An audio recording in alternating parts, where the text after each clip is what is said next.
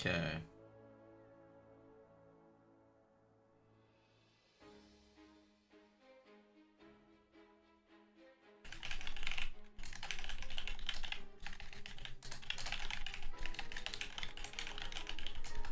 Hey guys, what's up?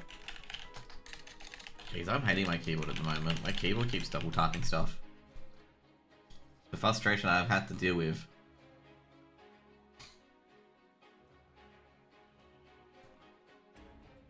Yeah, let's go. I've turned the sound down a bit because today I had this weird kind of thing. Like I was in an office for a bit. I guess I'm not sure. It could have been, just lack of air or lack of air actually. But like, when you just don't get fresh air. But I had a headache for like the last 3 hours or so, so it's actually quite annoying. I want to check if I've done wings first. I'm not sure what I did early in the morning. I know I just had breakfast and that's it. But I don't think I did all the lures. No, I must have if wings is in the Arcatina. Oh, sorry guys. Something's pulling on my underwear, okay? And it's like impacting my buttock and I don't know what it is. Have we done the lures today? We have done the lures today. Yeah, okay, cool. So. Yeah, I thought it was weird because I was just like, well, I'm in Arcatina, that's where I usually end with all my characters, so, it's a bit odd that I wouldn't have a lure. Okay, cool. Dude, the fact that my guy is level 88 just from skinning is pretty insane. I could probably level him to max just from skinning, which would be also insane. Also, I actually called it as well, okay? I made a joke ages ago that someone will try and say that Shadowlands and BFA were better than Midnight or a future expansion. Like they'll try to play up that a previous expansion was better than Midnight, okay? And someone has finally done it. Someone has finally said that BFA was better than Midnight, and I'm sitting here fucking cackling myself, being like, if you played during the fucking BFA days, you would understand why that was not a good time in the first few patches. A lot of people would be like, oh, what about Corruption? What about the Azerite laser beam and whatnot? I'm like, those came a full fucking patch later after the initial, start.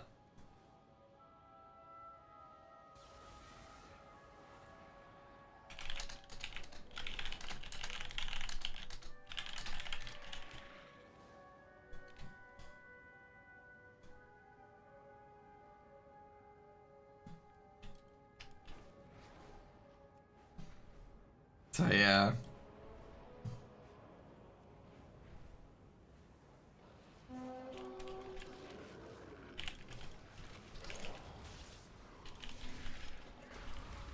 Oh shit.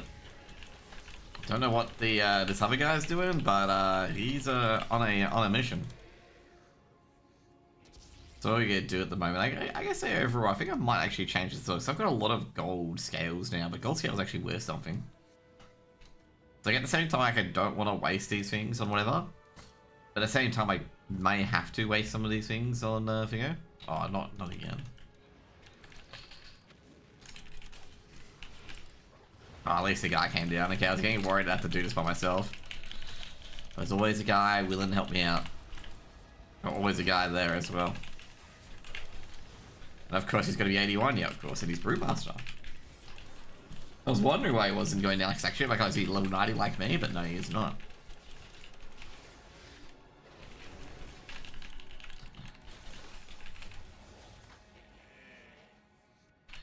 Nothing there.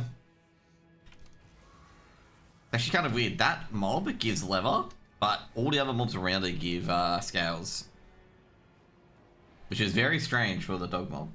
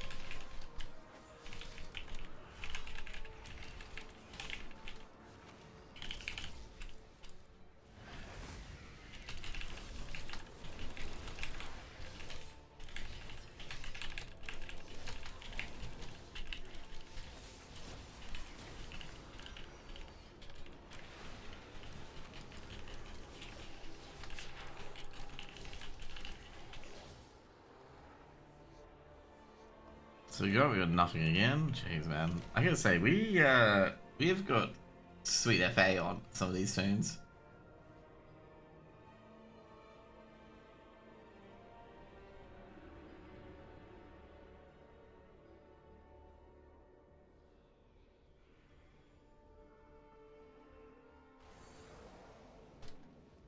Hey, Jason.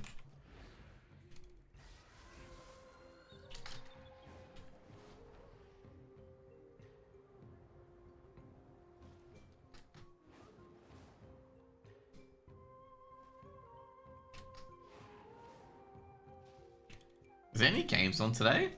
I assume there's no games on today. I was looking at the ESA Open and Defrag. I'm like, is there anything on today?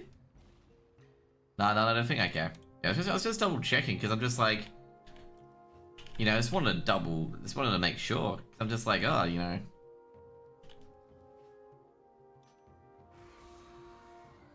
was wondering which some matches. Yeah, because I was looking as well because I looked at Defrag and looked at ESA Open and there was nothing on.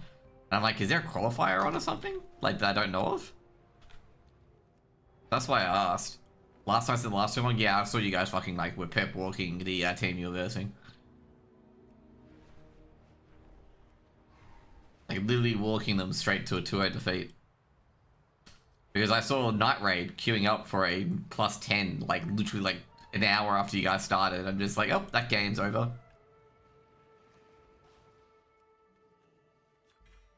There we go, that's what I wanted.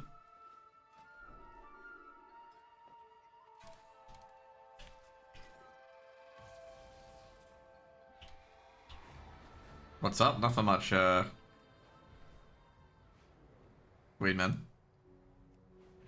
But yeah, like, it was, yeah, because I was wondering if there's anything on, you know? Because I wanted to watch some games on my second monitor. Hopefully some games tomorrow. I think there is a few games tomorrow.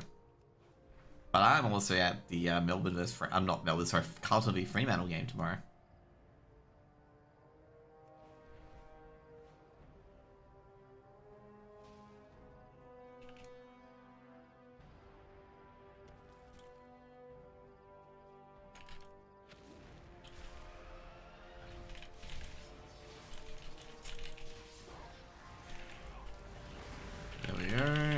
Which is kind of like unfortunate, but you know, I like going to the Fremantle Dockers games. Funnily enough, about this Fremantle Dockers game, obviously it's a Len Hall tribute game. It's at 6:10. I'm not gonna get home till like fucking 10 o'clock, like 10:30. And like I'm like thinking about, you know, when do I have dinner? Like, you know, what do I want from dinner as well? Like getting this food at the stadium is like you're burning through your wallet. Like you're paying $40 for, like, you know, a pizza. How long have you been playing WoW for? I've been playing WoW for a very long time. Did I get nothing from that? I did too. That is... Same foods and drinks this game? Yeah, basically. When I pay $7.50 for an iced tea that I normally pay $3.50 for, yeah, that's an issue. $10 for a drink, yeah. And that's like obviously, you know, a pretty decent.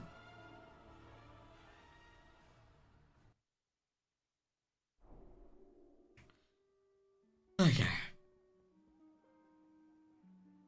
But yeah, there's I guess overall, you know, there's a few teams to keep an eye on at the moment.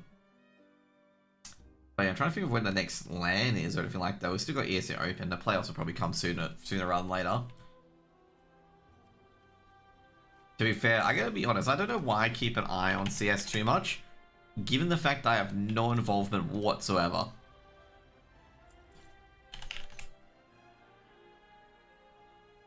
But I guess maybe I just feel like hope the players go well.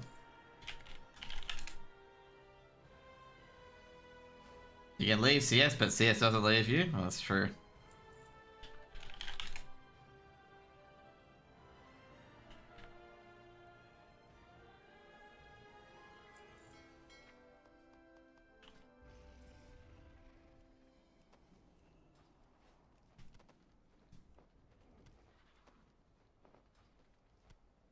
But yeah, you know,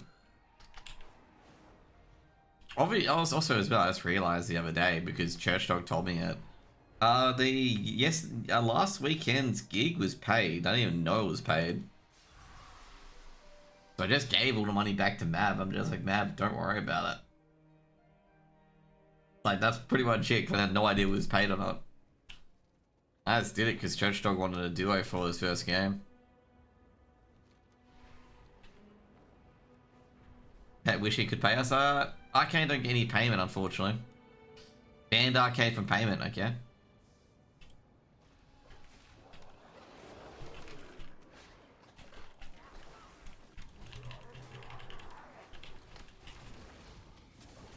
Wait, 2,500? Wait, what?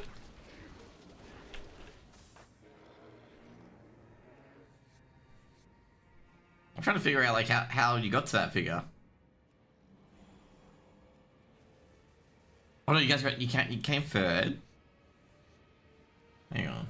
Am I missing something with the prize pools?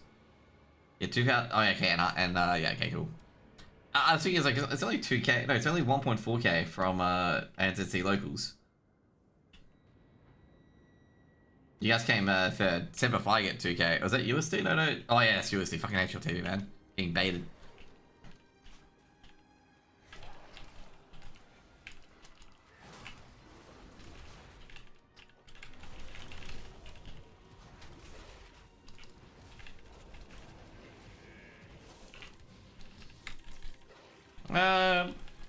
Yeah. I assume payment's gonna come through, yeah, and also Epic Series 3.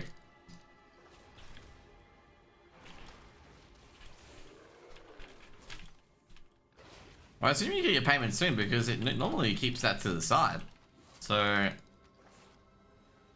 or maybe like I'm not sure if sponsor money hasn't come through or anything like that. I have no idea, unfortunately. I just give money to tournaments and hope the money goes to the players.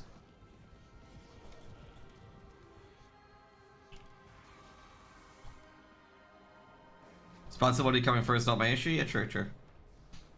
I do remember their PGL guy saying that as well. I forget his name. He runs all the PGL tournaments. His name is like, yeah, I know he's a Romanian guy. Name's on the tip of my tongue, but I forget his name. And he's talking about, you know, you gotta have the money there. You can't be waiting for sponsorship money. This is more taking shots at ESL, by the way.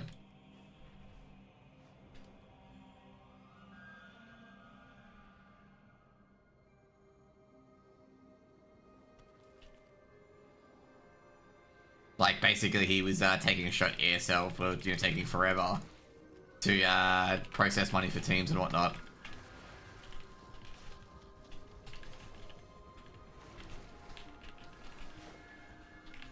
Sent only a week ago? I will get done, I reckon.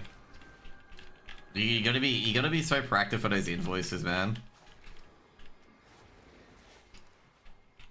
Seaweed, man. Was only informed a week ago. That is, like I say right now, that problem is your problem. But of course, yeah, you know, you should be getting the payment quicker. I've only had one TA reminding me that I had to send them an invoice, and that was ESL.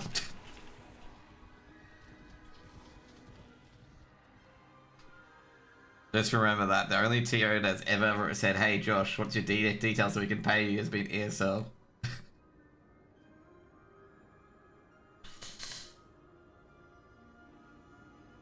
I think that was for my first gig ever as well, like my first gig ever with ESL.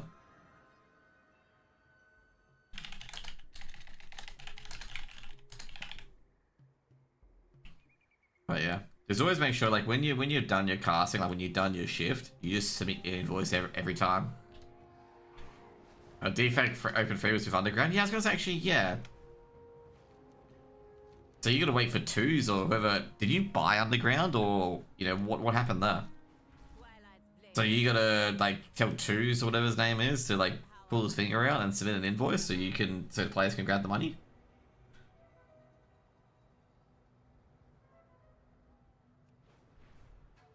Twos isn't owed anything like that. No, I meant get his ass of the gear and be like, hey yo, get this invoice to defrag so my players can get paid.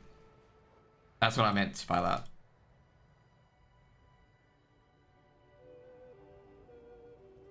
Okay. Yeah, I gotta say right now, I always dislike people late on payments, but I gotta say, most businesses are 14 days turnaround, like generally speaking.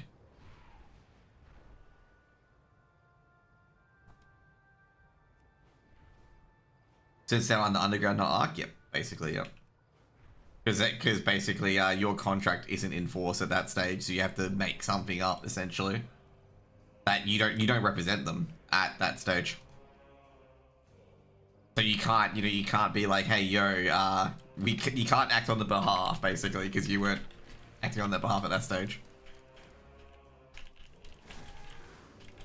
No, but I hope it goes through, okay? Because, like, all with invoice payments, in particular, it always takes a little nudge, but not too tough of a nudge. It's a tough ask, okay? Yeah, that's what I meant. Like, if you want to just remind, like, this is the worst part about reminding when someone owes you money. And, like, you don't want to sound too bad about it. You get what I mean? You don't want to sound too desperate for it. Like, for example, Wix was going through a rough time when he was, like, going to Malta, okay? And I let him borrow, borrow about 200 bucks from me, Australian. Just to tie him over, because he was moving a few stuff over. And, his paycheck wasn't coming in for 2 days and he had no money in his account, so I PayPal'd him some money. And I completely forgot that he was borrowing it. And I basically told him, this is the funniest thing, because there was a big misunderstanding from this, because he took it as, like, I didn't think he'd pay me back. And I took it to him like, dude, I didn't expect it back. So he was acting like, that he was trying to, he thought that I was implying that he was going to scam me. But I'm like, no, I didn't want it back. Like, I was trying to tell him, like, if it didn't come back, it's fine. I didn't care too much. But in the end, he paid me back on PayPal, which I was like, damn, like, I didn't even fucking remember. This is what happens when you either lose your money or you got too much of it. Like I say, it's the former. I'm just too loose of it.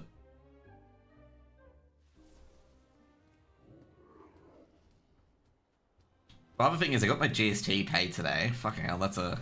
Like I say, my GST was a lot more. Was a bit more than I expected. But if you're paying a lot more GST, it means you're doing a lot more sales. So we'll take that. But yeah, a bit annoying though. Like I had 2 referrals come in, and couldn't convert either of them. I think I'm gonna call up the other guy tomorrow, because the other guy, like, his advice would be, very end of financial year crucial, and yeah, like, I feel like we can definitely help him out.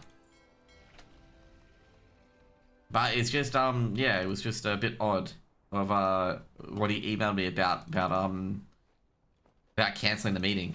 Just want to have a chat with him, basically.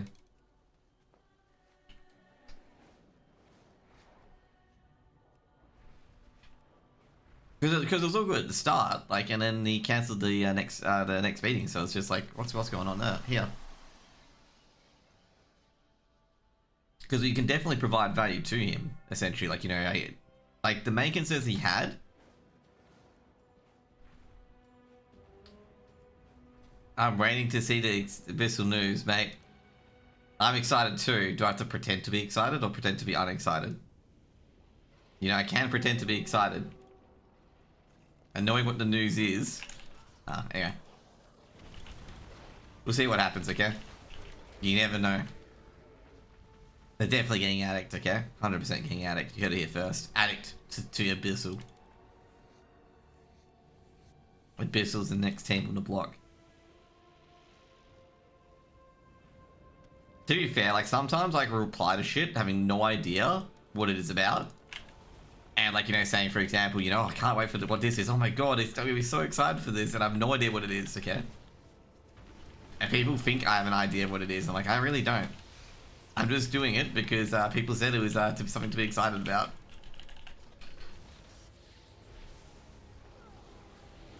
Attic is Dunzo. Oh, I know that. I know that. Wink, wink, nudge, nudge. Okay, he's Dunzo, but he's playing with he's playing secretly on the Abyssal team. Okay. To be fair, they haven't announced that yet because a lot of people still think Attic is playing. Okay. Like, some people actually think Addict is still playing. Okay. So I think Simplify need to announce that. If that is the case, otherwise it's the worst kept secret in the industry.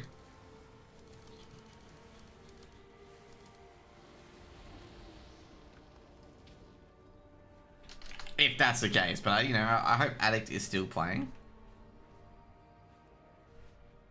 Be relatively happy if that's the case, and Jason is lying.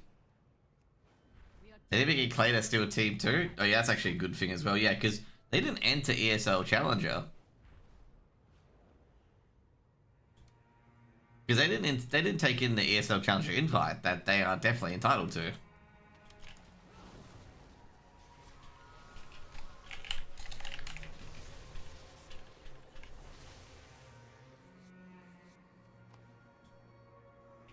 Like if you didn't know that.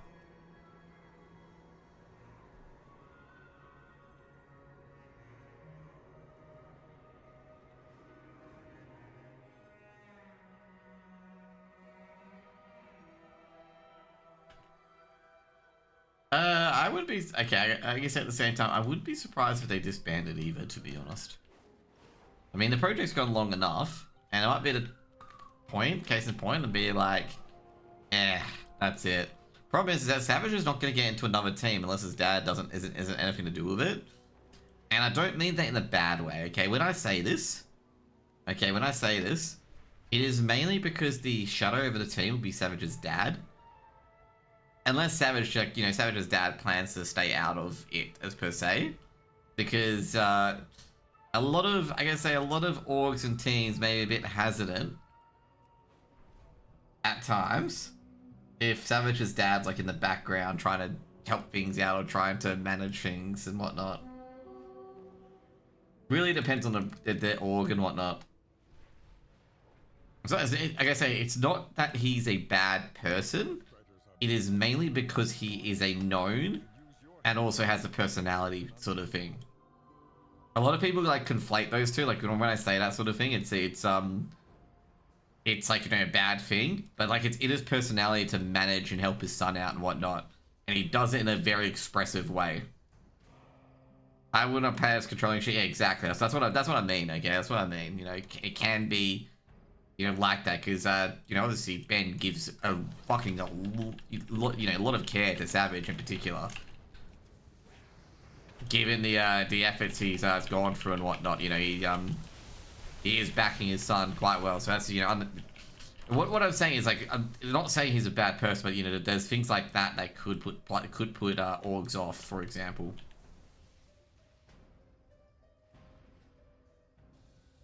Even before someone clips this out of context and like sends it to him and be like, "This is what Josh said."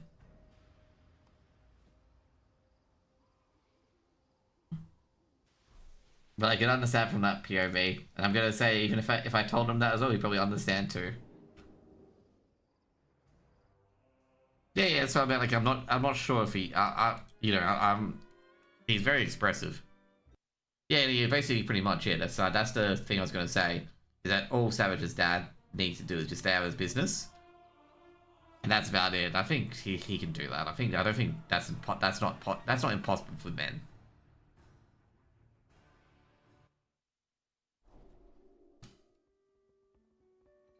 Rob's not overseas, so he's not gonna get any overseas offers. The only person who's gonna get overseas offers is probably Addict, because Addict was probably one of the players in Semper Fi that performed consistently overseas.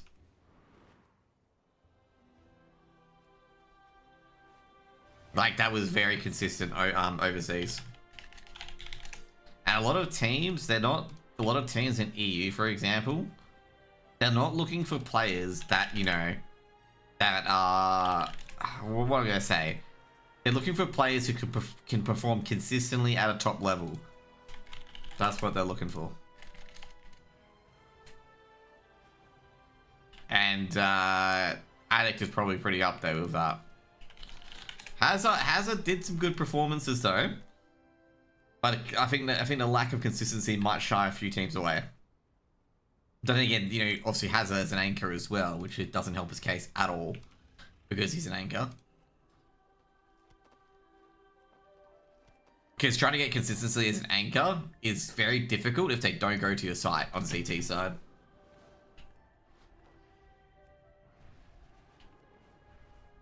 But I'd say Addict was probably clearly the most consistent one.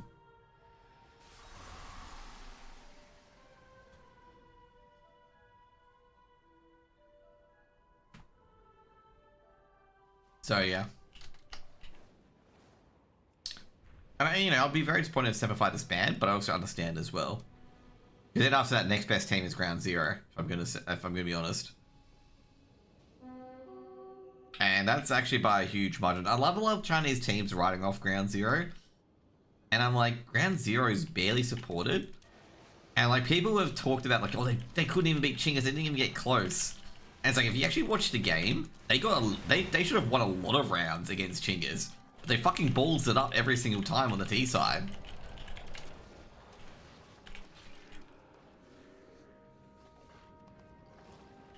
I was more talking about their event at Blast, where they got 2-0'd by Chingas. And like their Dust 2, for example, they lost 13-2. But like they threw like at least 7 rounds.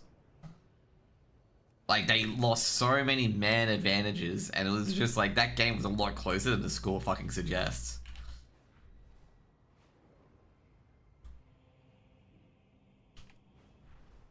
But of course, okay, I mentioned that, and no one comments on that. You're surprised how small the margins between us. I guess overall with like Ground Zero now, since Ground Zero is really petered off. Like Ground Zero is not at its peak anymore. Like where they were just absolutely slugging teams. Like it was nobody business, where they just anyone that blowed them was just getting absolutely shoved away. They're not there anymore. Like they lost their mojo. Because like, you know, now they're getting like, you know, beaten by teams like obviously Arcade. I mean, they showed glimpses of it by almost beating Thunder Down Under, but they just haven't been able to do anything with it.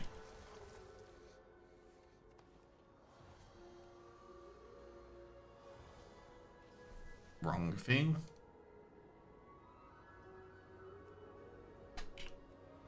And yeah, I gotta say, Thunder Down Under are not beatable. So I thought I would get that one out there. Like, you know, anyone trying to dream to beat Thunder Down Under, you are not going to beat them. They are going to be very, very dominant. For quite a while.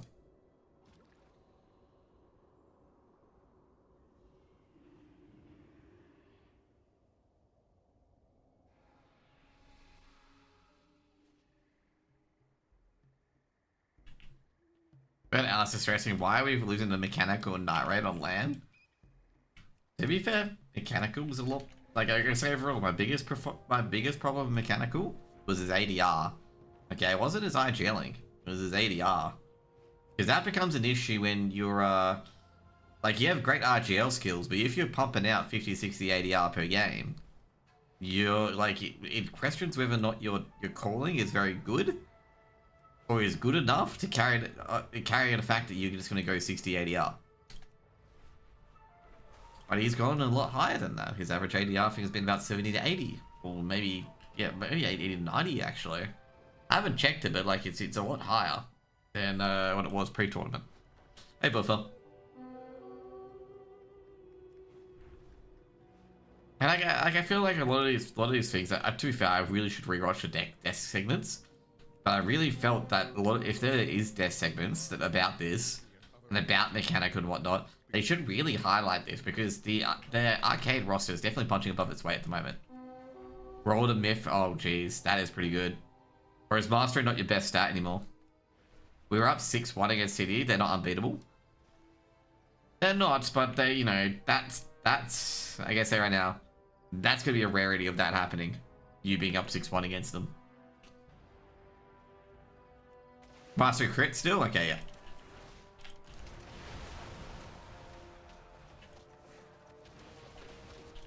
Are we just good? Nah. It's a rarity that TDU would be down.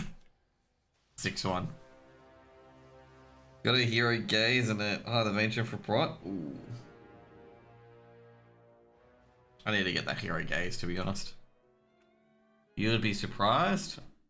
Well, I do think Arcade is performing above its expectations, but I don't think Arcade will be able to beat TDU. Priest still doesn't have an axe? Or as? Okay, never mind. I thought it was an axe. I'm like, what? Can Priest even wield axes?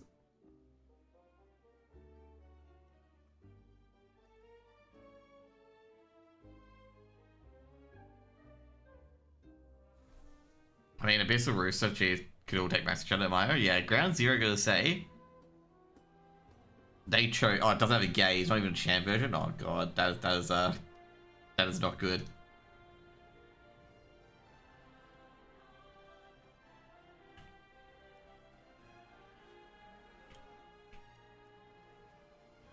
Is it a lot weaker? Yeah, 100%. I think that little break where they didn't play many games. I think it was across the Christmas and January break where they didn't play many games. Has really lost. They've lost their touch. They've lost their purple patch. I wonder if they're keeping Tuxin as player. They should be surely be coach.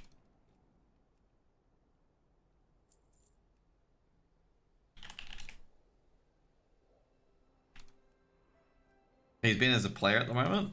Oh jeez, you might as well get a. You might as well just pick up a fucking Orpa and open at this stage.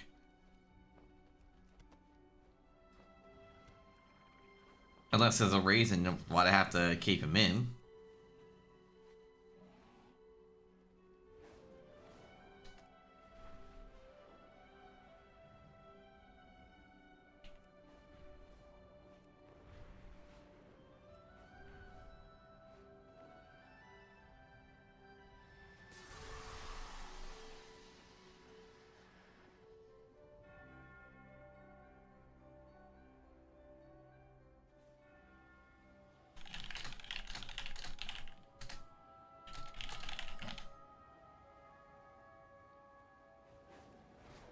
You guys haven't done the boss delve, so I got the hero achievement. Oh shit!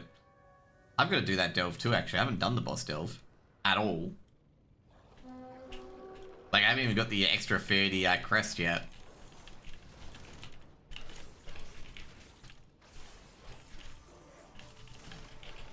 They got no reason to. There's just no real great options. Yeah. Seems like half of them retired or in other teams now. It's actually the sucky part is that DPR's not playing anymore. They try to approach from teams though. I don't blame them. There's a lot of good like there was a lot of good Orpas out there, but now they're all rifling because we had too many Orpas previously.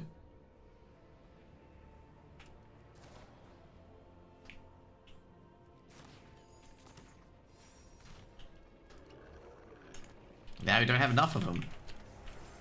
Get Mingovi the Orp. Get him off DXA and get him open.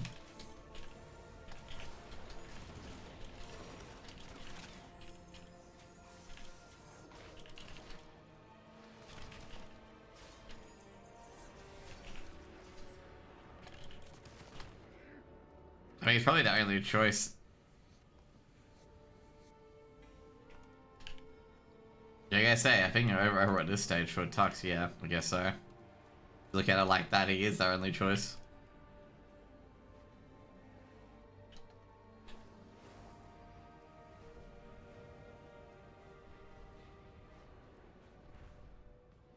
The uncapped from tier 1 and tier 2 got me 276 and oh shit. I don't actually do that then. A lot of people said it's said you could do it like with basic gear. So I might as well see if I can do it in basic gear. And again, a lot of people said like you're gonna enjoy the ping pong of your health bar as well.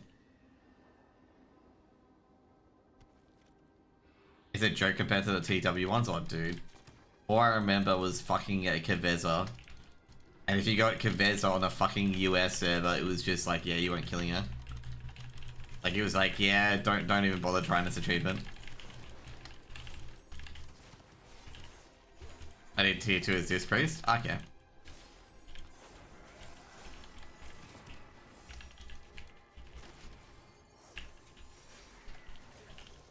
Nice. No hides. It's annoying.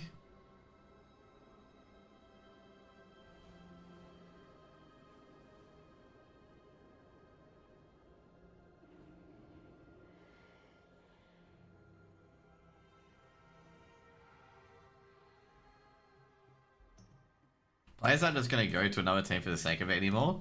They know how small of a gap there is between a top team, so a top team being weak is a good thing for their current team. Yeah, pretty much. I think when a lot of teams are closer together, like the grass is greener sort of thing, like really doesn't work. Like there's no real like, you know, grass is green on the other side sort of thing. Which is a good thing that people are sticking together.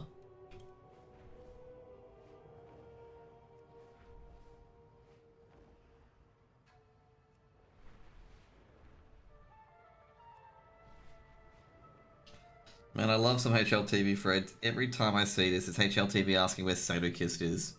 And I'm like, you know, bring back Sadokist. And I'm like, yeah, Sadokist is probably never coming back to a CS event after what he did at Blast. Which is he got very drunk and abused a Gaules employee, essentially. Which is not a good thing, given the fact he has a problem with alcohol, and he was heavily drinking at an event.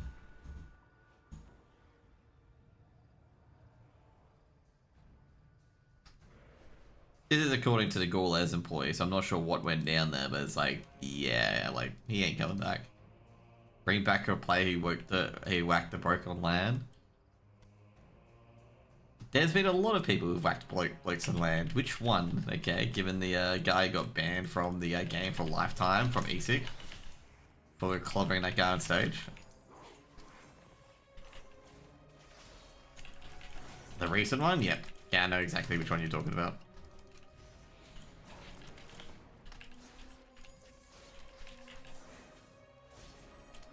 Yeah, you got him out of nowhere, okay? Like, I was actually really surprised that he went for him. Just like, why would you go for that?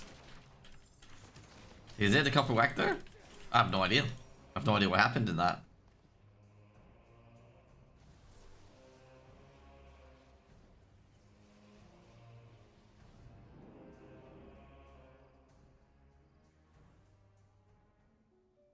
Dude, I'm gonna heavily question this, okay? Why don't Fortress run a fucking CS2 tournament? Like, I've asked them this multiple times, and I'm just like, why don't you run a CS2 tournament? You don't have to get the dev involved. And you'd get more people.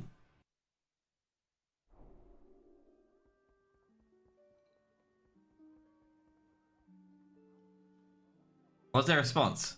I haven't had any response. I just don't understand it. Like, looking at it, I just really don't understand. It's like, why haven't you got... Why hasn't Ford, like, you know, ever since, Oh,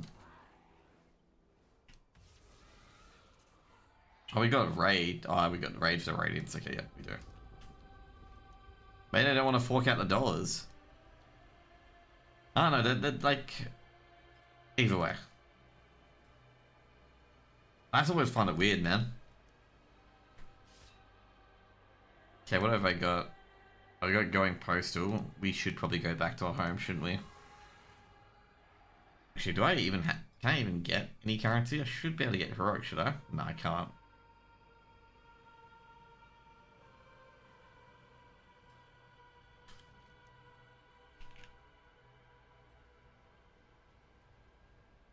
I probably should do the rest of the story, eh? I haven't done the rest of the campaign yet, because I've been slack. There we go. No, but I see them every time doing a League of Legends, doing a Valorant tournament. So yeah, I was just curious, like, why did I not want to do a CS2 tournament? Like, did something bad happen at the Fortress CS2 tournament that ANZC do? Like, Seneschal Ullen, where is the army? Where are our constructs? Perhaps whatever has been draining our mana claimed the messages you sent us. No, that one was running well. Yeah, no, that's why I'm really confused. That was run very well. We will investigate this mystery. This military construct has been drained of mana. This was no mere error. The ley line no longer channels mana. The magic has been devoured. Ullen, who were we talking to before? We must confront them. Imposter, hold! We have your mana. The Nightborn shall fall to the devouring host. Okay. Let us begin. We will defend our allies. So, an illusion. So, where do we go next? Oh. The facility about to have free entry. 1.2 guys, so at CS you have to pay $100 for entry fees. May I help you? Tenubala.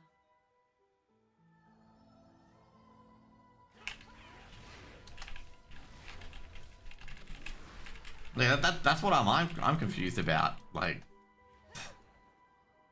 why don't defrag do free entry? I have no idea. Unfortunately, that's not a question for me. But I think they have to cover like event expenses and whatnot, which is really, really odd because this is what I'm referring to as well when I talk about it. It's like, you know, they have events like that where they offer like free entry as well for like a prize pool. That's just like, I don't know. They won't do it with CS. It's exceptionally confusing.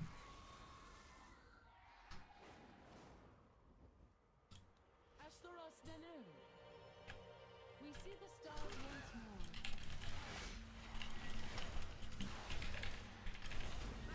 But yeah, a lot of people do the entrance fees so they can beef up the price pools for VRS. I assume that could be a reason for it, but yeah.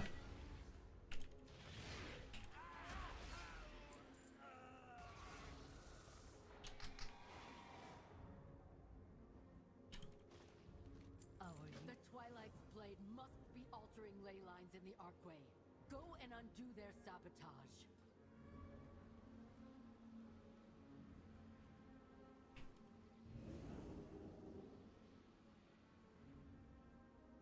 But yeah, I can't really tell you, unfortunately. I don't run tournaments, maybe. Probably because defrag are more smart than money, and the more information fees means more to the prize pool. Yeah, that's pretty much it. Since prize pool's part of VRS, that's probably why. So it captures both.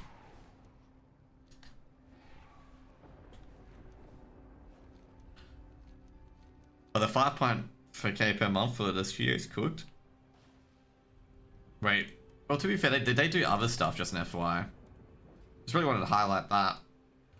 They do other things. May I help? These halls are crawling with cultists. See Like what? I thought they did like photography and whatnot. That's what I was on the impression.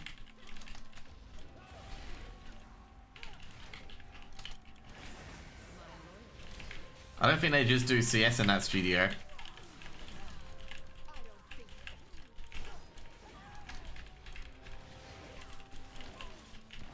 Like they like record stuff for people and whatnot and edit stuff for people.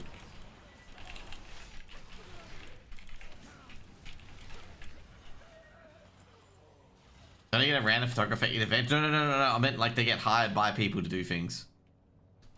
That's what I meant by that.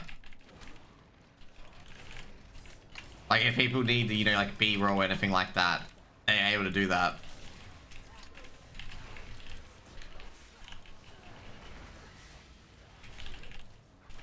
Like they wouldn't put on their official defrag thing. It's like doing contract work for a person. Like you wouldn't put it on your esports side sort of thing.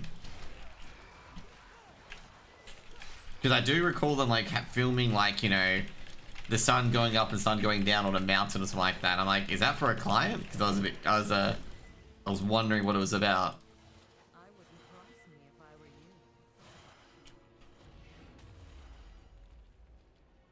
There, at the top of the stairs. That must be the one who is disrupting the Archway's conduits.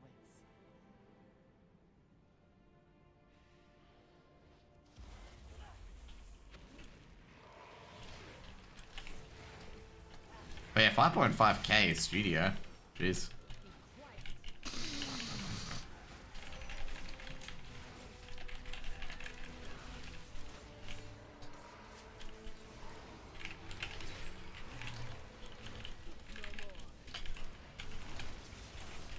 Oh, I guess as soon as tax deductible, I assume it's in the business as well.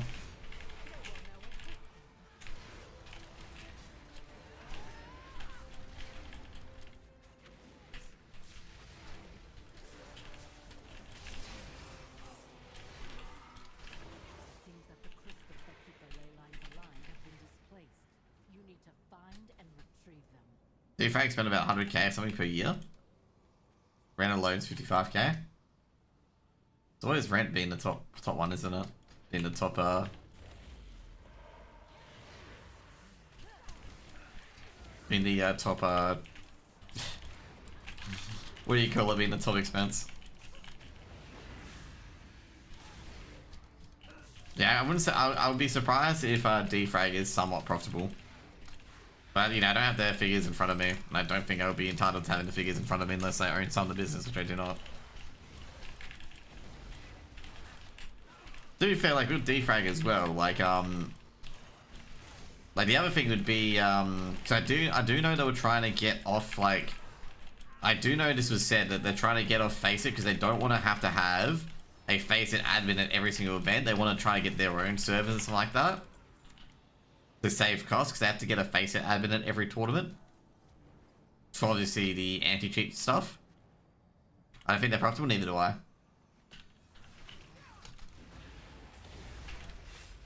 So I do recall them talking about this, that they wanted to get off Faceit, okay? Or they wanted to like do a certain thing that didn't require a Faceit admin to be there to fix their games and whatnot. I'm not sure what I'm trying to say, basically. They got a Faceit person in a venue land, it's Andrew, basically.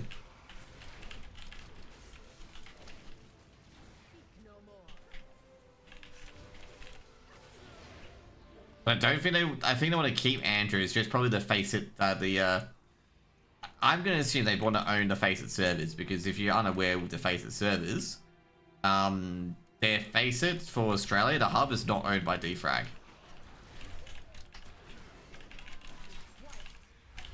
You know, like I say right now, I don't have to give you any sort of indication on who it's owned by, right?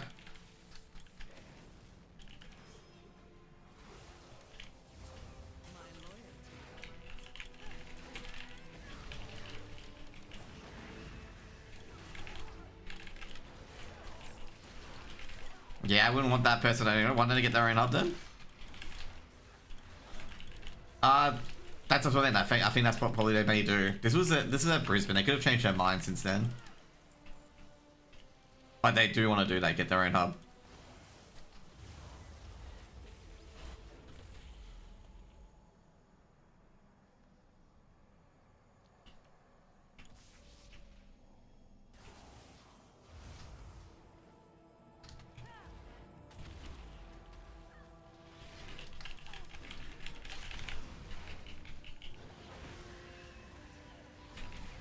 It's actually kind of funny that, yeah.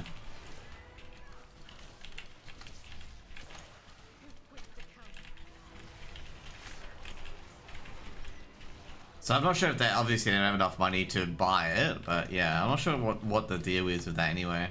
It could be just, you know, whatever.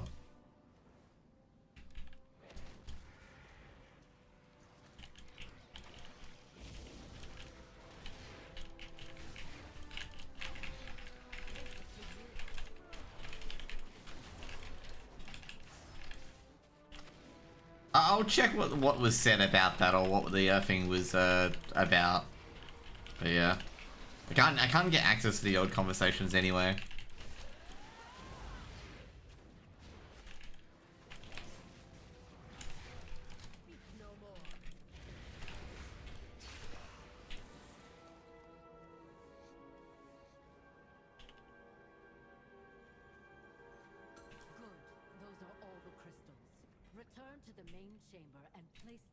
I'd say overall, I don't think people would get anyway.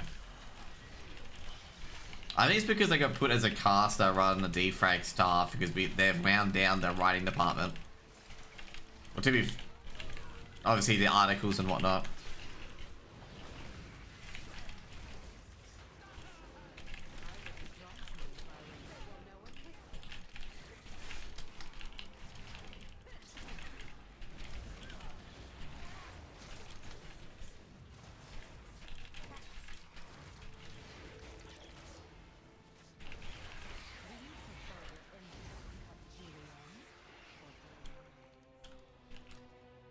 The annoying part is all the mobs that are like portal spawns are all here.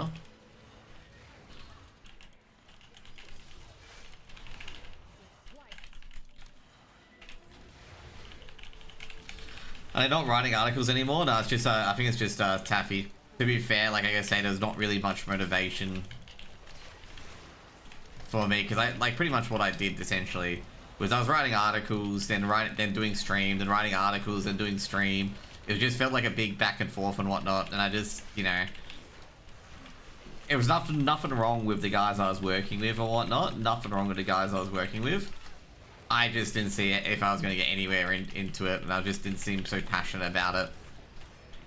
I'm not sure about the others and how they're going with it, but yeah.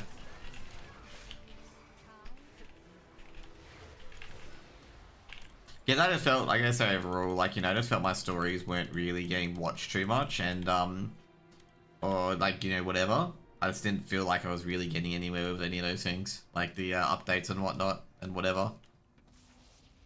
And there's a lot of people who are doing a lot more better work and whatnot, so yeah. I think anyone reads articles? Yeah, pretty much, yeah. That's what I was thinking, it's like, no one really reads the articles. So, yeah.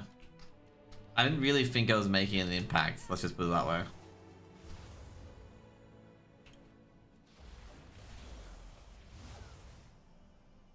Well done. The Twilight's blade will not best the Shaldora this day. Now to bring Ullin's killer to justice.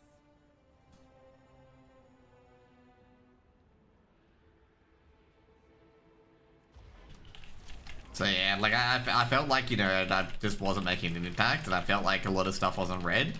Because like you can tell when your stuff isn't read is when like a person who like a person on cast or so like that, or casters, like they don't know that certain things are occurring. Like they have no idea that a certain, like, you know, certain things happened and you've written about it. And it's just like, you know, are we really writing it for anyone? Like, you know, like I say, it just feels like we're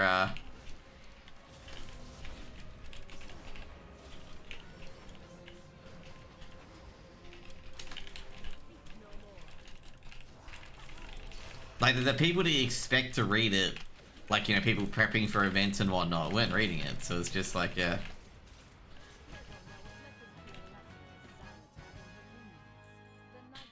Most guys know stuff when stuff happens, and the only ones who don't, for the most part, are the specifics who get paid.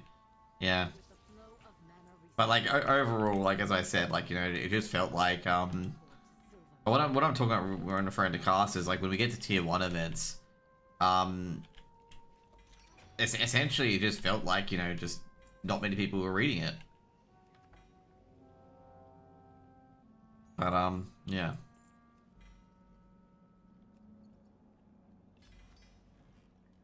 A lot of people will get upset about that, and it's just like, nope, we're not taking a delve roll. But it's just like, I don't know, I just didn't think I was making an impact at all. And also, funnily enough, okay, this is actually very funny, okay, I ghost wrote an article for Breadhead to prove something, and I was proven completely correct, okay? With what I was testing. Like, basically, Breadhead wrote an article, and literally 3/4 of it was ghost written by me. I told him I'm gonna prove a point, and I've proven it completely. Okay, with that point. Time for the Nightborn to honor the debt we owe to quell them. I believe all of our preparations are complete. What was your point? Report back to Lorthamar, and Certain people don't retweet my articles. you have assembled. That's the point I proved.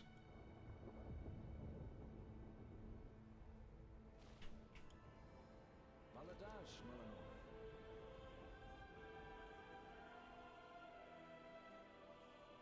Melanoir. It was very, very funny. With the Shaldorai, we have gathered together more elves in one place than we have seen in ages. Because it was the, you know, the he made a preview about the Major, I think it was, or the Asia RMR. That was entirely ghost written by me.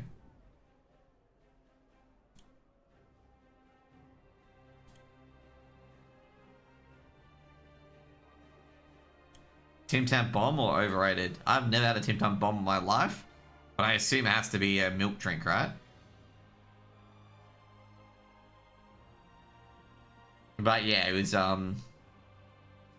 it's kind of disheartening because, like, I support all these people's stuff, And like, you know, with no question, like, you know, I'm not too much, I don't want to be petty over it. So yeah.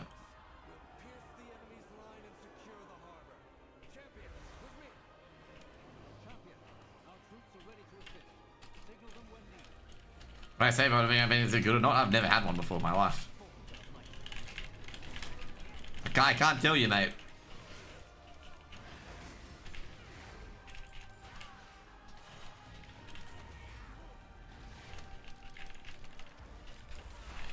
But anyway. Breadhead doesn't know that I was testing people with that one when I helped him wrote the article. It's just more of a self-test, okay? Because I did help him out. Like, basically, almost all the previews were mine. Okay, like, all the research into those previews were from me.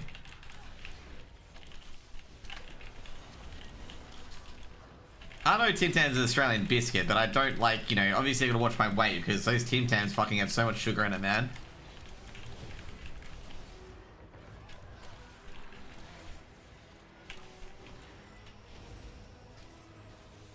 Gotta be careful about my bottom line, okay? But yeah, anyway.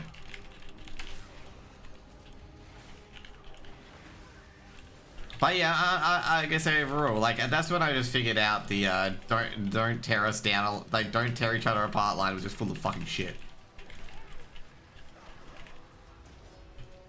Okay?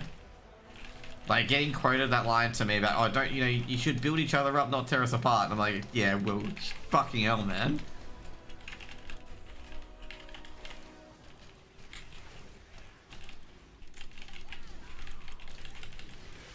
I know it's probably very transactional to say that, but, like, it was just, like, I've had similar articles like that where they're very, very insightful in certain things and for tournament previews and whatnot.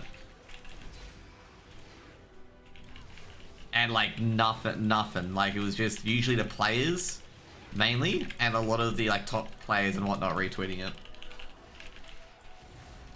And Breadhead got like literally everyone tweeting it. I guess I'm pretty two-faced as well. Like, you know, I do the bitching stuff as well. Bitch behind people's back. I'm gonna fucking own it. You gotta fucking own it. There are some people I do complain about in behind the scenes because like, you know, I am a coward. But I'm not, like, you know, I'm not gonna break apart over some stuff over that. Can I fly now? No, I cannot. But yeah, like overall, like it's disappointing. And like this sort of thing is just goes into a he said she said. They'll be like, oh, which one did I do? Or which one did I? And it's just like pointless.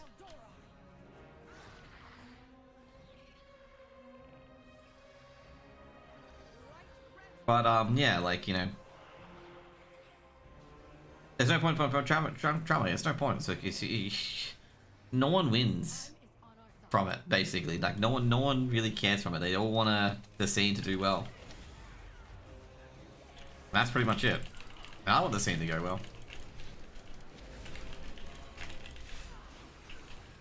But yeah, I was really disappointed. Anyway.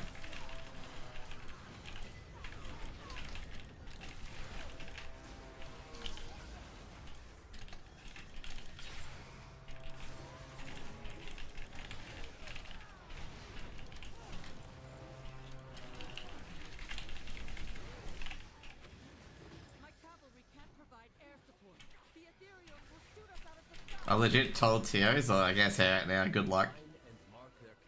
I guess overall, like, you gotta get younger blood in. And I've said this a lot of times. And I've always said this, like, you gotta get younger blood in because, like, I said this, like, I think I said this probably last year or 2 years ago. Is that the last person who's come in as a newer caster is Komodo, and that was like fucking 6 years ago. And like, there are so many people who like should be getting a shot. And this is not even just in the CS scene. Okay, not just in the CS scene, unfortunately, guys. Like, for example, in Valorant, K-Man should have got a shot a long time ago. I have no idea how K-Man has not got a shot at all. And I know he's been fucking slandered by some other casters and whatnot. But I have no idea how he's not got a shot at a top gig. I know his production crew did, which is really good, because their production crew was really good. I was fucking surprised at what they were producing. I was like sitting there going like, holy shit, how aren't these guys hired yet? But yeah. Like, if you saw, like, I think it's like, I forget their names, it's like T Merlin, is it? Or is it JPC Merlin? And Dixie and a few others are really fucking good. Like, they...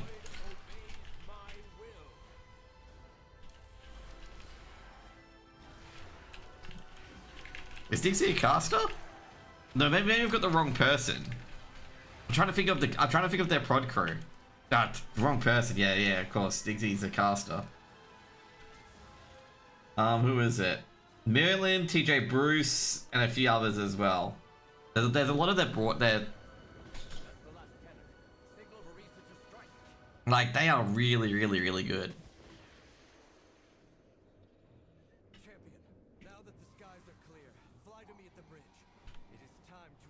I mean, I could do learn the stuff they do. Not hard. Exactly. But they do it really well. Yeah, I know it's not hard. Like, you know, it's just the motivation. But, like, they do it very, very well. And the stuff they're putting out is just crazy. Like, with the HUDs and stuff like they're building. And, like, Atlas. That's right. Atlas is the other one, okay? Atlas, okay? The shit he was building to move that HUD along, like, it was so very, like, what is it? What do you call it? It was very basic and very primitive, but it worked. HUDs are publicly available too. They are for Valorant, or it was more like the production value, like the broadcast, not just the not just Valorant, the like the production afterwards, like Man of the Match and whatnot. But a prod value was literally up there with fucking VCT. Also, okay, this is before Claude, obviously. I'll tell you right now, this is like a year before Claude, before AI really started taking hold. I should think of that, but they're very, very good. But yeah, overall, like, you know, why I say that bring Youngblood in is there are a lot of casters in particular, both in Valorant, CS. I know I've seen Marvel do this as well. They brought up a lot of up and coming casters as well. Because Matsy's in there and Liger's in there, and I think Liger's pretty decent.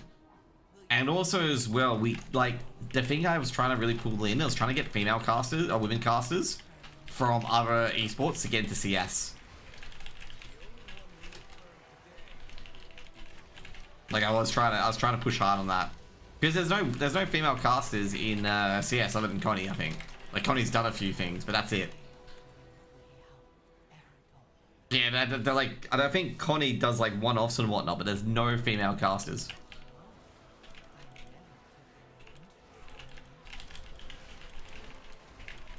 But yeah, like overall, like, you know, I feel like obviously this is biggest self-interest because obviously I was a former caster. But, like, I feel like there needs to be, like, you know, trying to get a few other people in and whatnot. For casting.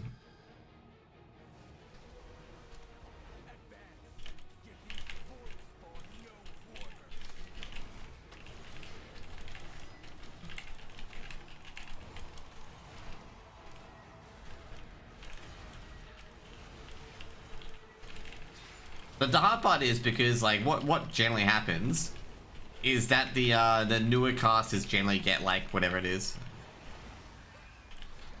I can understand that. You know, that TOs aren't going to gamble on relatively not known casters and whatnot.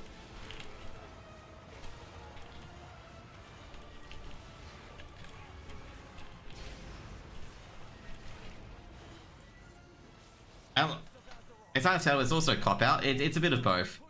Like I guess overall, like there's a few casters that should have got their tier 1 gig. They should have got a tier 1 gig or at least a tier 2 gig as well. What can I do? Like in my opinion, there's a few casters that should have got some already. And I guess right now they're gonna have to find their way. K-Man was defamed. K-Man was heavily defamed. Now we must face Xal'atath before this dark Like, All of that. like I would say overall, K-Man's keeping that like Valorant scene alive, okay? And he's getting very little out of it. Like he's getting very little out of it, despite keeping that scene alive, when he could have literally let it die. And I was sat there being like, you know, no, I wouldn't blame him if he left Valorant, because fuck me, like he was targeted hard. Like he was targeted hard. Like he was doing well in Apex, and he was doing well in whatever. And then, you know, obviously, I can say it right now, clearly targeted by someone's ult account. Okay.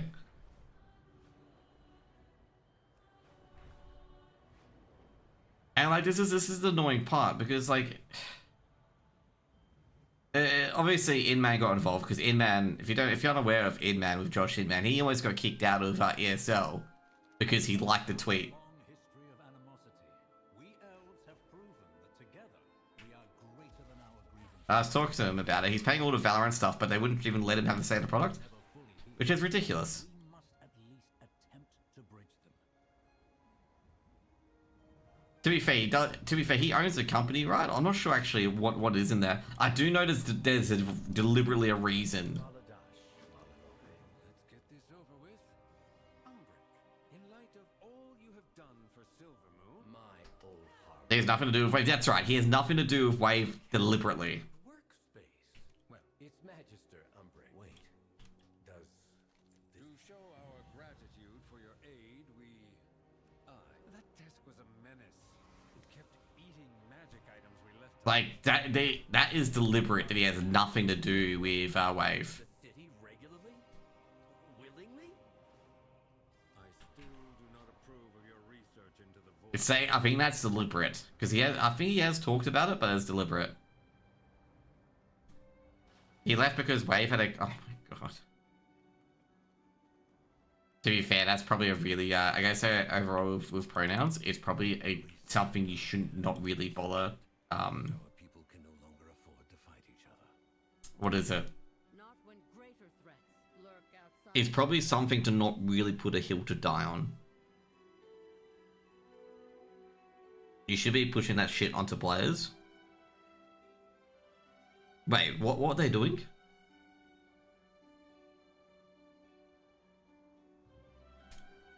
Dalaran, still we stand.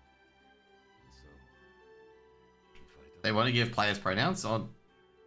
Why is that relevant? Yeah, I'd agree with him. Why is it relevant? the Sun Ravens will defend what remains Anyway. in your better circumstances.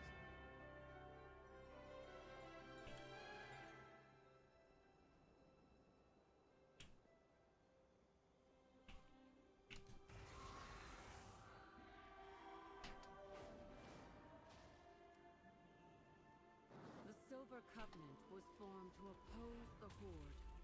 They want him to not. Toward them could not be quelled. The Sun You ever want to know why nothing gets done in OCE? we never That's probably one. That's not even. I gotta say right now, it's not even a. let this flame remind us of our Not really an issue in my opinion. Signal the end of the Silver Covenant. Though our losses linger, we must move forward. Anyway, this is why like a lot of people are just done with the events.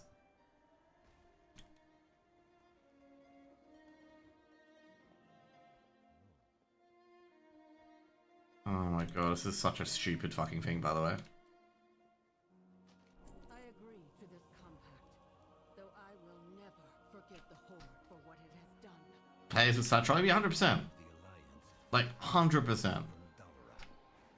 Yet, I too agree to this compact. I trust and hope that things went well. We believe we can heal the Darkwood, and we would like you there when we do. To be fair, for that person who started with a complaint, sorry man, like it's not relevant. Like it really is not relevant.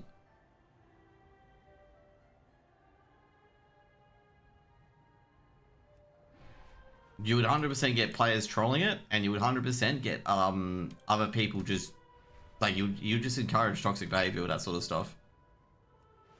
And it's not me even being mean about it. Like, it is not really a priority.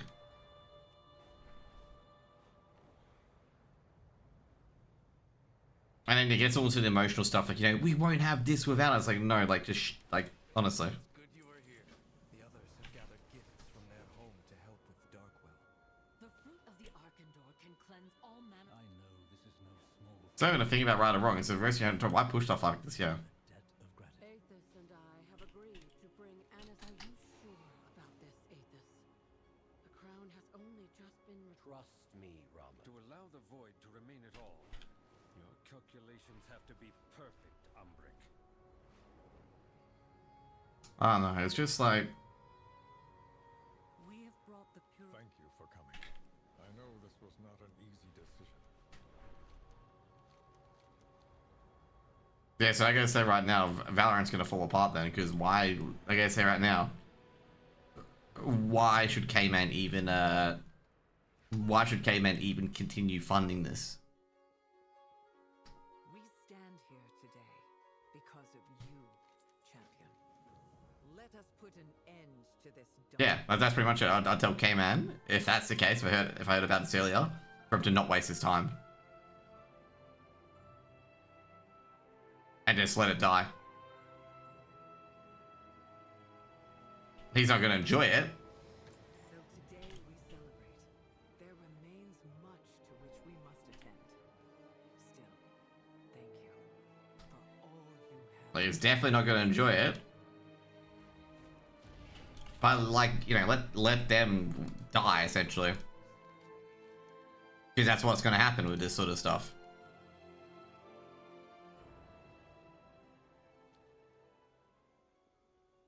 Like, it was like, literally, it was unbelievable the shit K-Man went through. And like, a lot of people, like, you know, you can tell the certain people that are happy with that. And it's just like, congratulations, you have completely fucked your esports scene. And, you know, you completely fuck your esports scene now. It's not really the woke brigade. It's like you are worrying about things that should not even be worried about.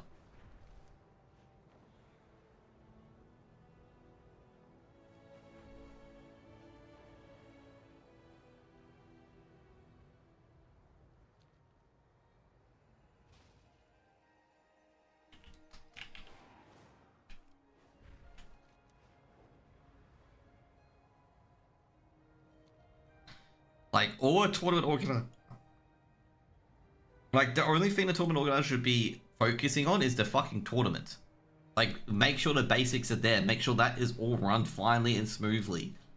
Make sure they've got a circuit. Make sure that, you know, they've got something for the players to aim for and whatnot. Like, I don't think a player in particular who's coming to play a CS tournament will care too much if they don't have pronouns on the first tournament. A lot of people are going to definitely misunderstand that and, like, you know, act like, you know, I'm some sort of fucking transphobe or whatever. It's like, get the tournament done first, then we can focus on that. Because you need to have, like, that reputation of that tournament's running over and over and over again. And if you do, you can tack it on. Be like, this is a new feature of the tournament or whatnot. Like, if it's a make or break for you on the first fucking tournament, then you shouldn't be working for a fucking TO. It wasn't for a game changer tournament, and that's even worse.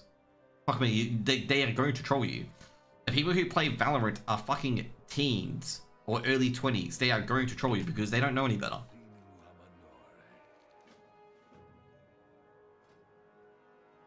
Sometimes you gotta realize, like, some of these teens and whatnot, doesn't matter what you do, they are going to fucking troll you.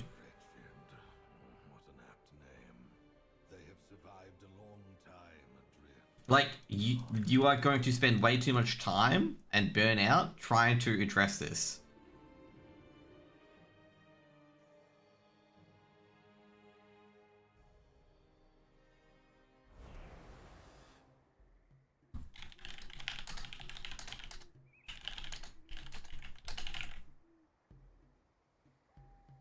Like, I would say overall, like, Some people just focusing on the wrong thing. And it's disappointing.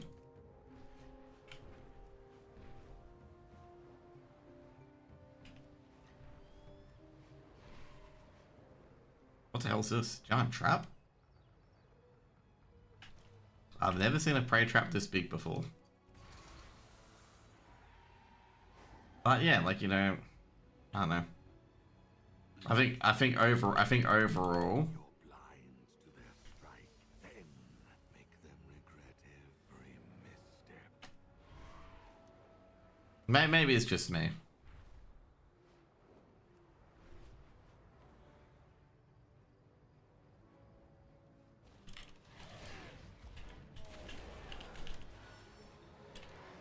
Sometimes you just think maybe you're out of touch and just like, you know, put it as that.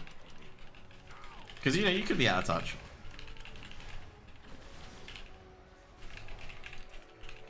To be fair with CS, they have Eddie most of the time. Okay, like Eddie has been very, very good. And they have Monitor as well. Monitor is a pretty decent observer. I think previously they had Hamburger on it, as far as I know. Was that right? They had Hamburger on B stream and Mon on the A stream. As far as I know.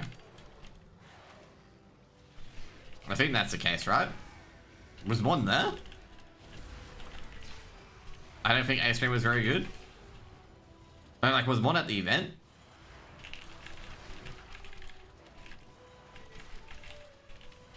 The Obs is quite bad at Wildcard. I think a Wildcard was auto director for B stream. Just I guess put that in perspective, okay? And I gotta say I've told certain people this as well about shit talking Asian tournaments, because obviously the defag Twitter has done that a bit, and I've said, guys, do not tweet stuff like this, because if you tweet stuff like this and, like, you know, someone's actually paying attention and see tech issues in your tournament, they're going to dish it right back.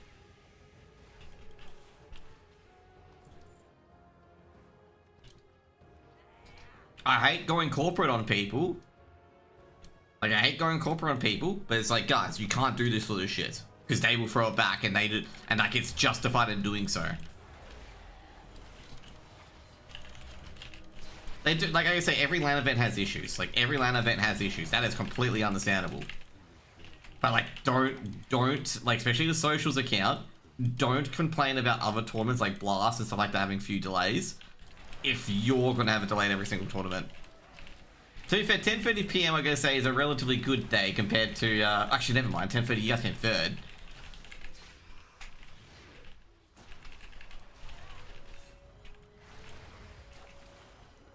But I think other people understand what I'm saying here is don't throw fucking rocks when you don't need to throw rocks.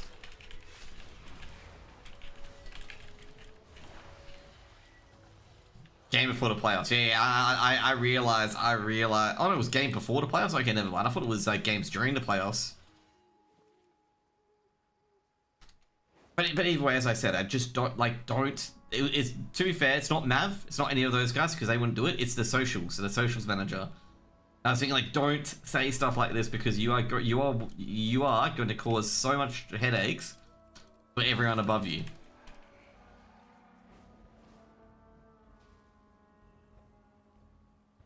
Because, like, you are now putting a lot more pressure on them to perform. And of course, like, you know, Defrag is going to have issues every event because Defrag doesn't run events, like, I'd say overall, like, they don't run LAN events enough to be that experienced in it.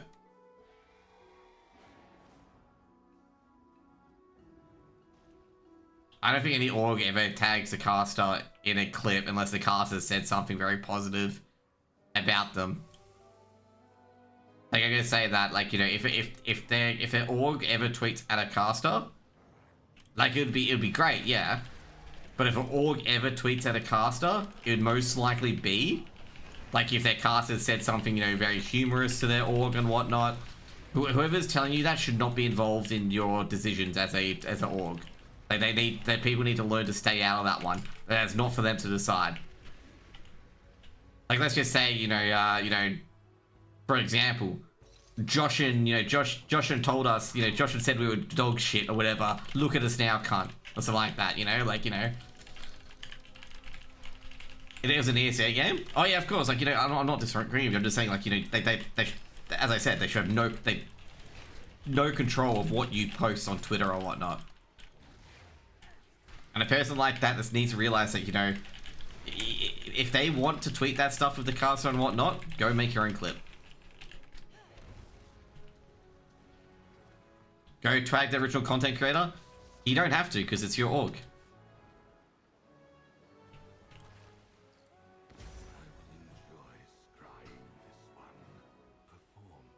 Whoever's got access to Defrag Twitter and tweeting that is fucking complaining about wrong things with what I tweet about in React content. Which is like, if the person who's completely not involved should not be dictating or even like getting any sort of thing. Oh shit, where the fuck is this Spirit Satchel? Because it's not your work, so fuck off.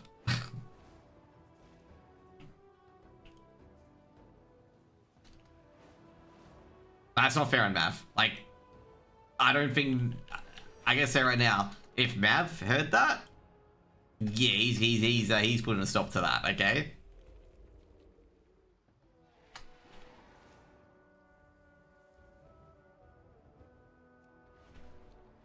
Not reasonable, maybe, but it's not, you know, it's not good enough. It's like, guys, like, it's gonna be like, it's how, I don't know how you play it off, to be honest.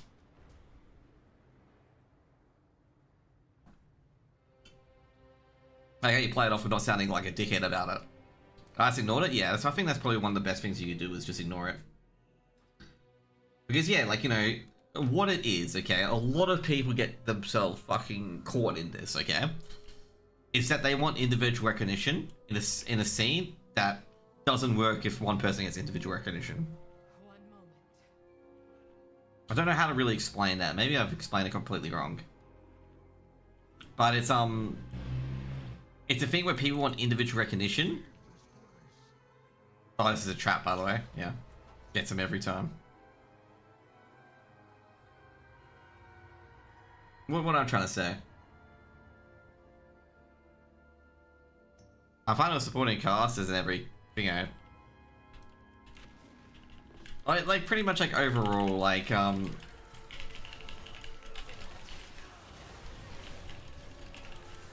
I'm trying to say with this here.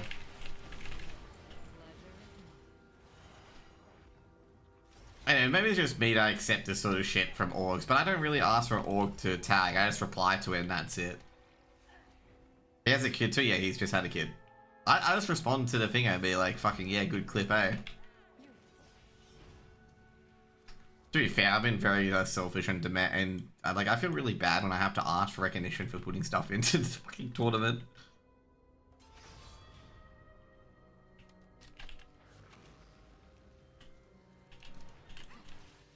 Like, I was like sitting there being like they've played like, what was it, like, this is why I was like going, hey, you know, I didn't want to directly ask this. I didn't directly ask this, and I'm just like,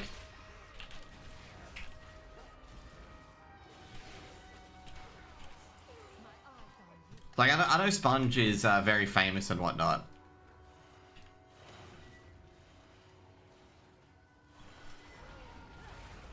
But I just didn't want to, I didn't want to really create a scene over it. I was gonna be like, you know,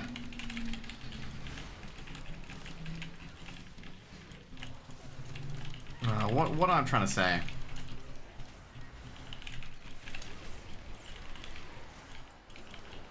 That's a different situation entirely.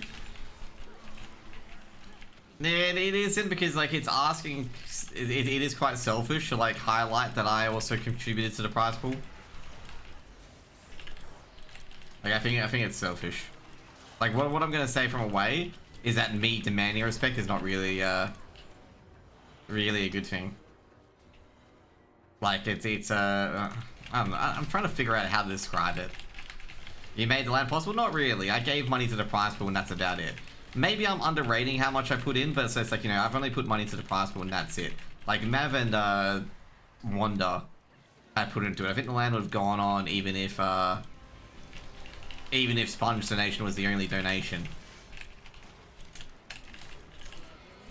Oh shit, I just took a Noctis Blast to the face.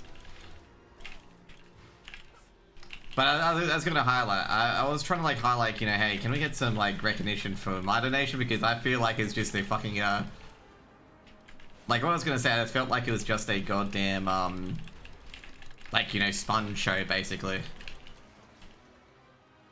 Like they were just highlighting Sponge non-stop and I was just like, hey, can I get a bit of recognition as well? I didn't complain about some map. I felt like, you know, I felt really bad if I asked like that sort of stuff.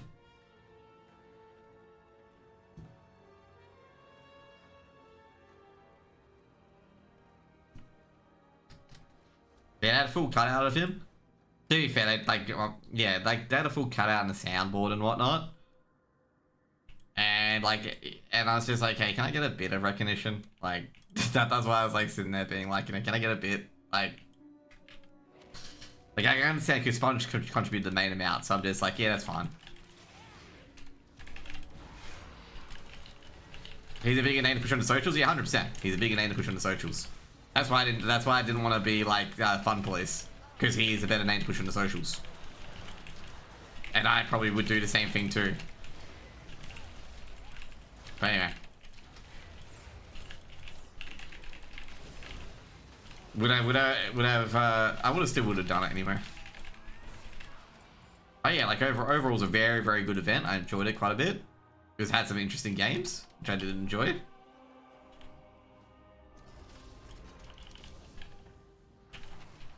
And you know, I was really to see Happy Foggers on the casting desk. That was really, really good.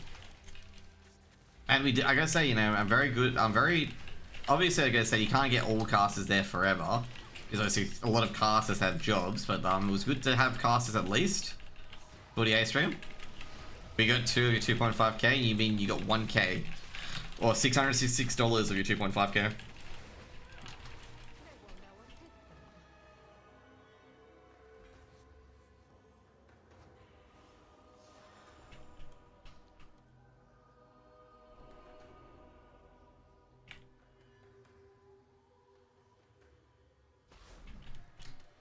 But yeah, like, you know, overall it was very good. I enjoyed it. I enjoyed a lot of stuff. We're going back to the start. Oh no, we are actually.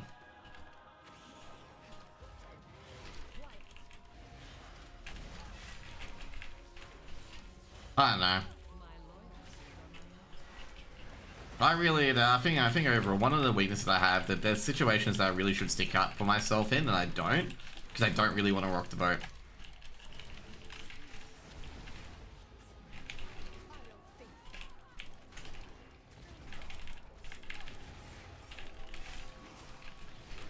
But yeah, like, you know, I felt kind of off on that one.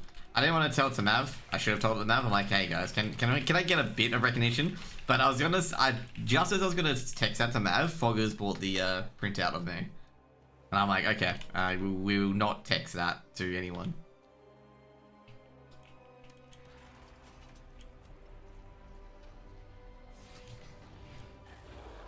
Because I was like, okay, we you know, I don't have to mention that anymore.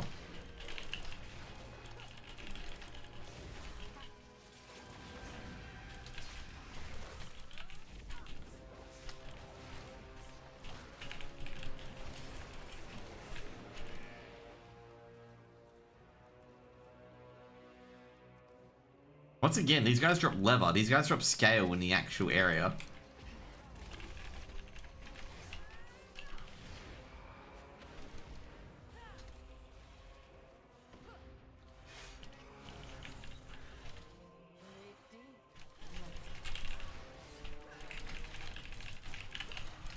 But it was good. You guys deserved the cash. You guys won. You guys played well.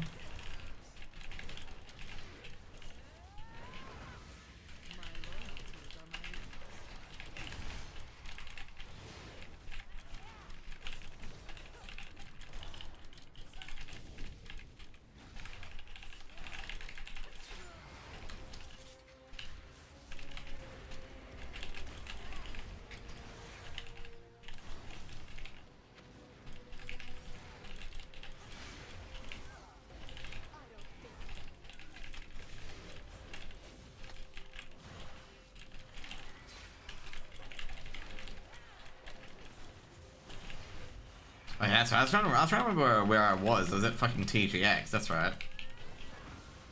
While that was all going on. People at TGX were surprised I was at the event as at TGX rather than Defrag. And I just basically said, like, like Matsy wasn't surprised because Matsy's well aware of like the CS stuff for me. It's just all the people who are not aware essentially of it.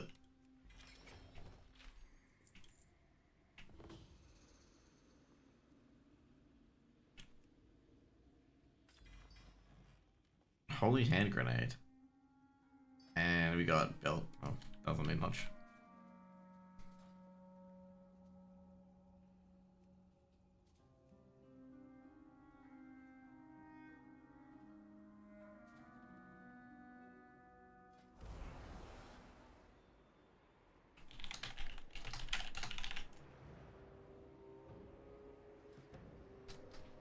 But yeah.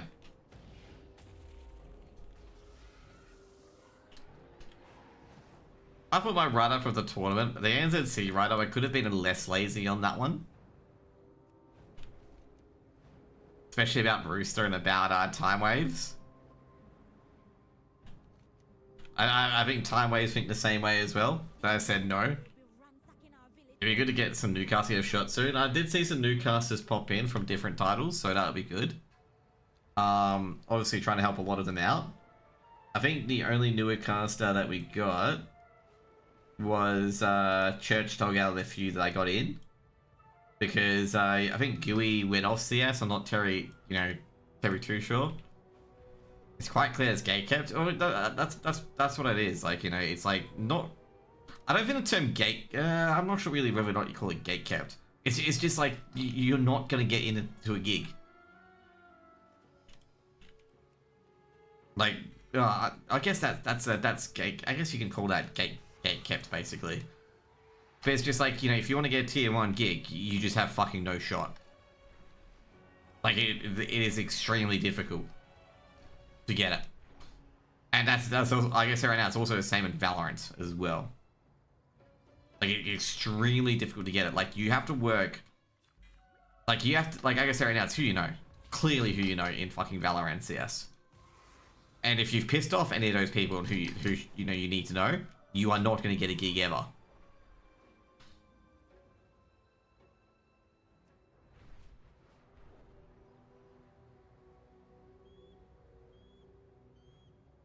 So yeah, and like it's just like for a lot of people, it's just not worth the effort. Have I got everything on this guy? No, I haven't got the oils. Yeah, okay. Like overall with ESL, like they are very good. Okay, ESL are very good. They're very loyal to a lot of their casters, give them constant work. But I feel like there's so little of the work at the moment that they can't give constant work to everyone. Okay, I'll wait till after the ads. Because I'm not saying this to try and keep finger. I'm trying to say this to be understanding. But like. Some people, one of the complaints was saying I was not very empathetic and understanding, and I'm just like, I wonder where this person got this from.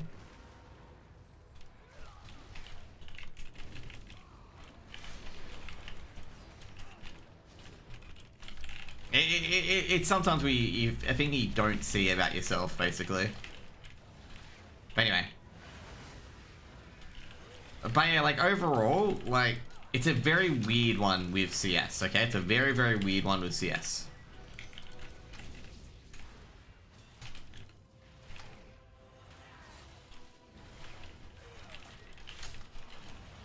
Because like ESL are very loyal to their casters, okay? They don't want their casters to leave, okay?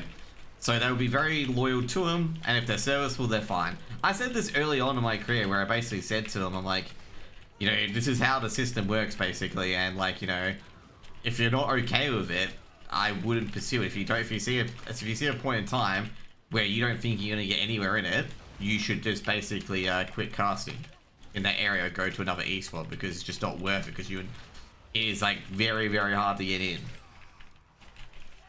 And obviously people did quick quit. From their pathetic existence, we draw the strength to defend. CC did okay with only pushing top casters. No, it's because I think like this is the other thing as well. Like top casters also weren't like I assume they weren't being paid very highly, so they only did a certain few things. But we'll see. I'm not sure. Darkway was the big one, right? Yeah, it was.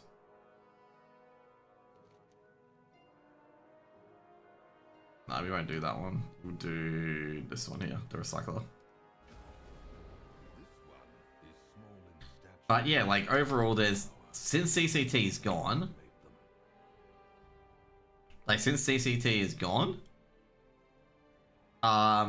it's gonna be very difficult because there's not gonna be very many gigs. Like it's not been many gigs at all. I've been called not. This is one of the funniest complaints I've got. Okay. And I'm not sure. Like I was told that I'm not very understanding and empathetic as a person with the things I say on Twitter. And you know, I take it as feedback. I'm like, I'm just like sitting there being like, but I defend you guys at every opportunity I get on why like it is the way it is. And I put in a lot of caveats to discuss this sort of things and stuff like that as well. And I don't think it's really fair to reduce it to, you know, talking over video games as well. Like, I don't think it's fair to reduce it to that since some people actually do more than that.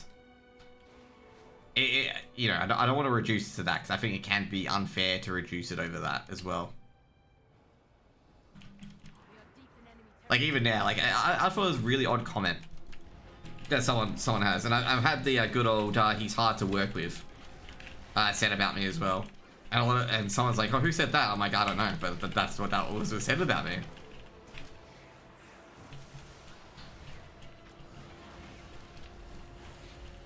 Because someone from ESO ANZ was surprised that I was not hard to, well, I was very easy to work with.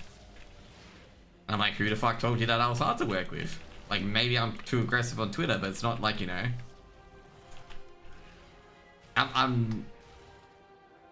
There's a like maybe I care too much and it comes off as aggressive, which you know is 100% possible. Like it is 100% possible that you can come off really, really aggressive because you give a shit.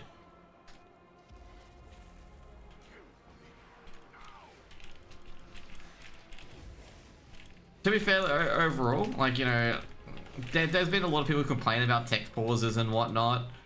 I just sit there in silence and be like, okay, you know, it's tech pause, what am I going to do about it? You know, sit there and bitch about, like, you know, I want this to be over quickly. So it's like I don't know, like, people do bitch about tech pauses and whatnot. And, like, you know, it's going to be late and whatnot. It's just like, I don't know. I don't know what like when people say that at the moment. Because I don't say anything back when people casters complain about tech pauses. I don't say anything back. I just don't know what to say.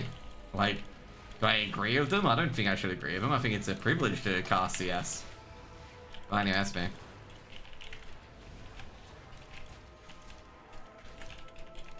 But yeah, like there's stuff like that, and I'm just like sitting there being like, I'm very easy to work with. It's just like, you again decide that I get pissed off at things because I do get pissed off at things. I'm a person that likes punctuality. I don't want a person who wants to be like 30 minutes late or 20 minutes late. Or not come at all to a fucking call time.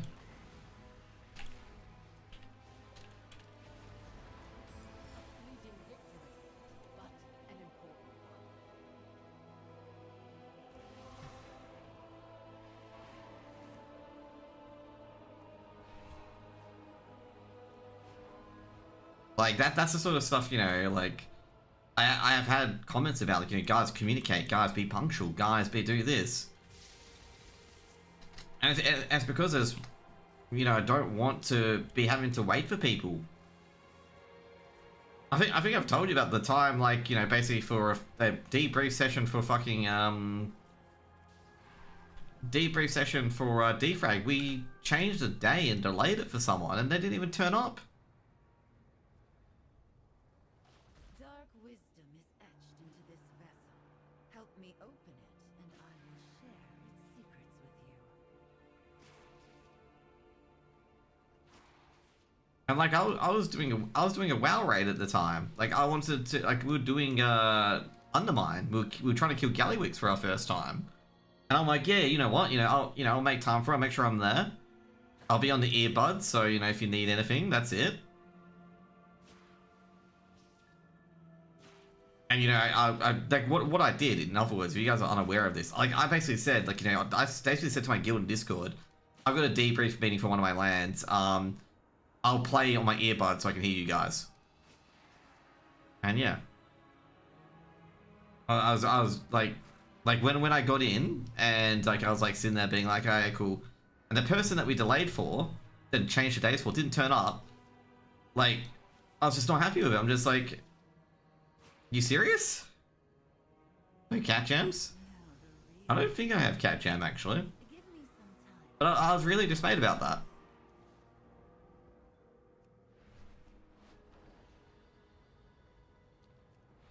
Like really, really dismayed about that because in the end we killed Gallywix in the end. We killed Gallywix, got ATZ, and that's it.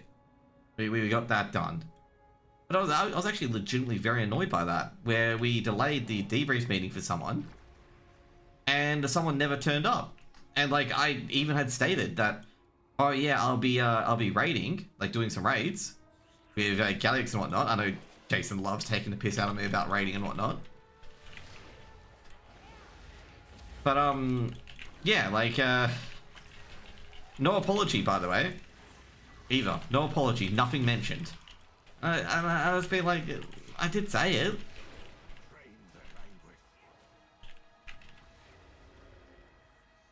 That's what I dislike about, like, like that's where I can vent about, like, just needing some sort of punctuality or communication about this sort of stuff. Because I don't, like I say, overall, I don't mind. Like, if it's commed, I don't mind it. But if it's not commed, and I've clearly communicated that, I'm going to be focusing on 2 tasks at once, I'd rather have, like, someone be like, oh, sorry, bro, I know you did this, then I apologize, sort of thing. Because I'm going to say right now, I would have rather been fucking chilling with my guild on Discord while, tanking Gallywix and whatnot. Okay, I would have enjoyed that a bit more. Because obviously, I'd rather be coming and whatnot. But I'm doing alright, Church Dog. I was talking about, the, what can make me, feel aggressive. And that one is in particular, what can make me feel aggressive is me pushing for people to be more proactive, more, not proactive, proactive's a thing, more punctual with their time. Like, if call time is 9:30, you are there by 9:30 or earlier. Stuff like that. Like, that's what I'm expecting. Like, if call time is going to be 10 o'clock, you are there by 9:50 or 9:45.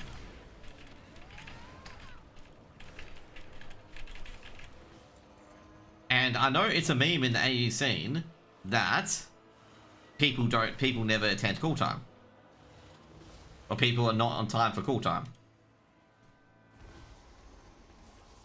So, yeah,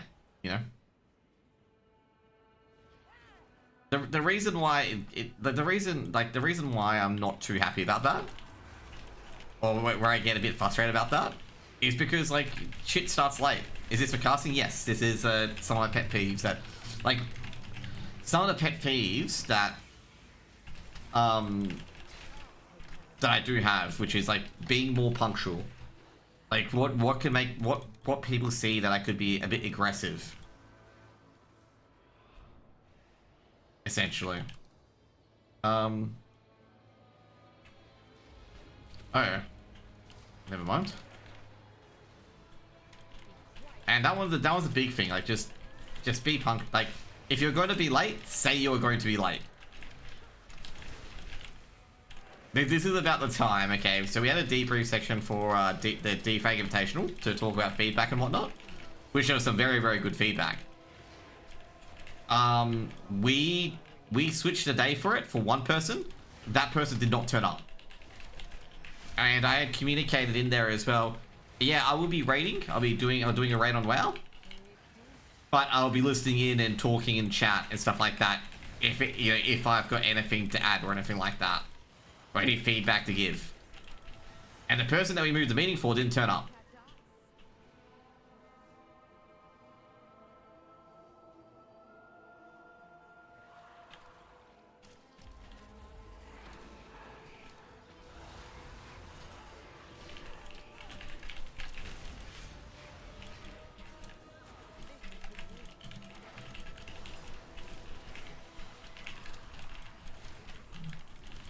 So yeah, I guess right now I didn't make any fuss about that whatsoever. Like this is probably the second time that I've talked about this, and it's just like I think overall like punctuality is very, very important in my opinion. Like I think punctuality should really be like highlighted for a lot of casters in particular. That either you're not going to be on time or be on time, or even be early. You know, stuff like that as well. Now, if you want to know in particular, I was every single day at Defrag that I attended for casting, I was at least 20 to 30 minutes early. You can ask the Vantage guys, so Mingovi and all that stuff, and Drox, because I went out to breakfast for them because the office wasn't open. And yeah, and you can ask Wanda as well, because Wanda and I caught up in the middle of the fucking in Kermside shopping center.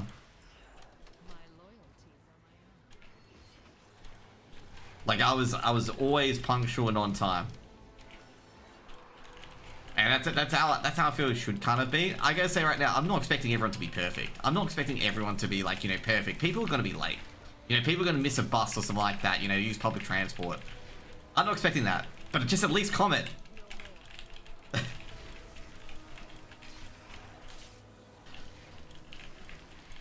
Maybe I'm being a bitch.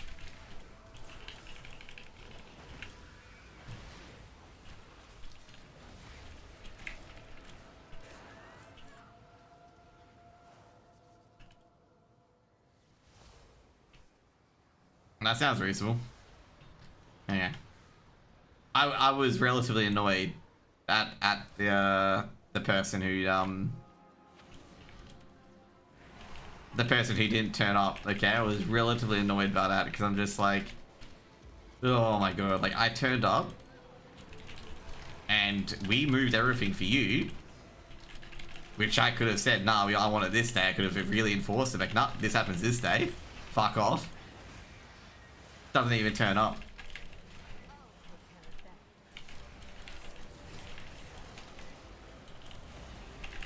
Probably should have at this point because they weren't turning up anyway.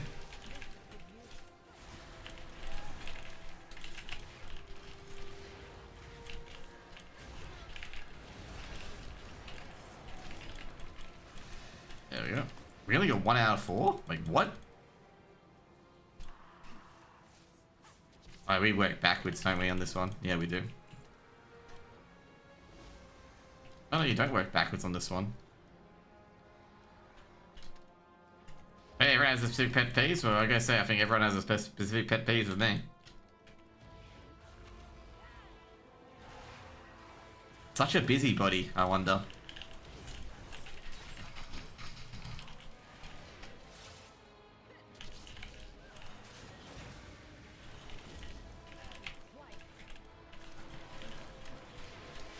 But yeah, everyone has a specific pet peeves. I don't have many. I have people that can't get over it. Yeah, I guess right now, as I said, unfortunately you don't get to decide boundaries, okay? Which sucks. But if you learn over time, if you just chill, be fun, be a happy person, people will get over it. Like, they will get over it a lot more. I guess right now. Like, I've had fun jokes with people and stuff like that. But, sometimes people are just gonna be, like, you can't help it. But some people are just gonna be big bitches about it, regardless of what you do. And they're gonna bitch about it to your mates, and they are gonna try and, like, yeah, they could be very vindictive or very not vindictive. You just gotta hope you don't get a very vindictive person about it. where they try to get you out of, like, try to, like, really just scrub you from the scene. Poor Wixie Poo, okay? He had 2 people that were trying to get him scrubbed from the fucking scene in the UK. Holy shit. For, like, very minor things. Holy moly. Like, for example, I think one of this player's girlfriends was trying to get Wix banned from, like, what was it? It's either Insomnia or... I'm trying to think of the UK land. Is even what's the UK land? I'm trying to think. There's Insomnia is one of them. What's the other one? But they were trying to get him kicked out of Insomnia. One of the girlfriends of the players, because she didn't like him. And the TO was like, we prefer you over her. And the other one was with the guy who does all the shit for Riot. The Atriox guy, okay? And this is like unbelievable how like you can, I guess right now you can probably tell why Wix and I probably quit fucking casting. But it's just the unbelievable thing that this guy was pulling on Wix, and then funnily enough, a few of the other people who are now, you know, getting gigged reliably in Riot did the same thing. And like we're bullying Wix over it. So basically there was an event in Yoshiping that required so basically they said there was an event in Yoshiping, required some casters, didn't say it was on site. Like didn't say anything like, you know, it's on site, stuff like that. So Wix is like, hey, yeah, man, I can do it. You know, I'm in the UK. You know, it should be easy for us. And the guy wrote, sorry, you have to be on site. And he said, like, basically said to Wix, he said, sorry, you have to be on site. I thought people could read. He basically very condescendingly said to Wix about, you know, not being stupid, not being able to read. And then Wix responded, you didn't say it on your tweet. Like, he basically said, you didn't say it on your tweet, I don't get this attitude. And then he blocks him. Like, Atriox just blocks him. And then basically Wix said, like, this guy shouldn't be running your tournaments. And of course now Atriox is running a lot of tournaments. Which is like, you know, is like the most unbelievable exchange I have ever fucking seen.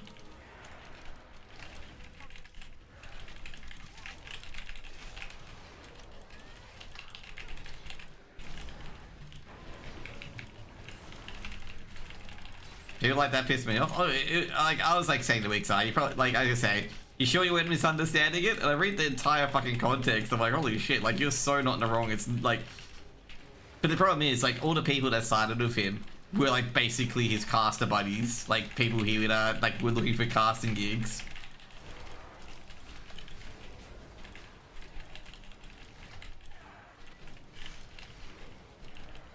But I felt so bad for Wix that day. I'm just like, yep. And every time I saw Atriox, you know, being like, I've got my own Discord here, come here, and him getting like all these big gigs, and I'm like, yeah, Wix is never gonna, like, if we try to apply for Riot, we are never gonna get anywhere with Riot.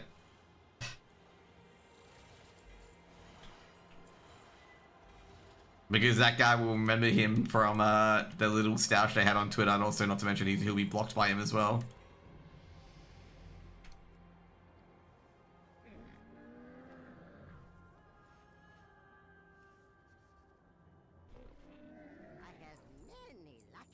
But like that's the sort of stuff that you can have really unlucky discussions with like some really key people, and like it depends how that is mellowed out in the end, if you do something about it or not. And most of the times you shouldn't do anything about it, but then it ends up biting you in the ass that you should have done something about it, because now you, like, you know, you have to suck up to them if you want to get anywhere, even though it was not even your fault.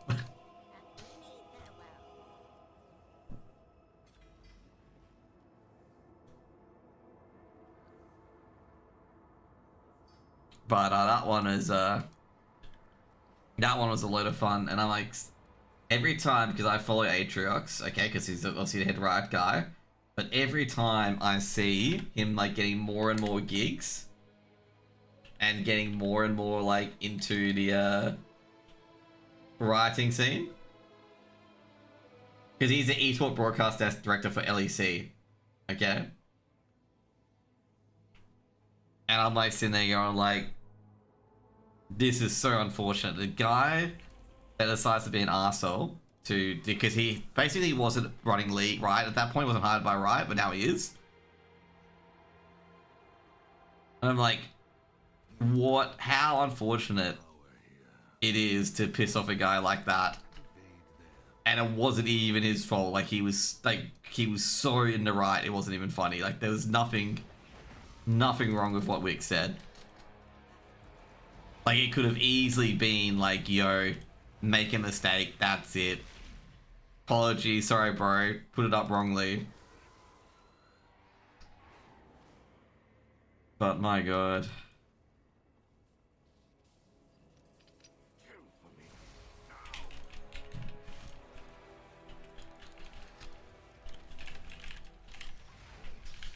And like those are the sort of things that happen where you just piss off the wrong people and you just don't get anywhere because of it.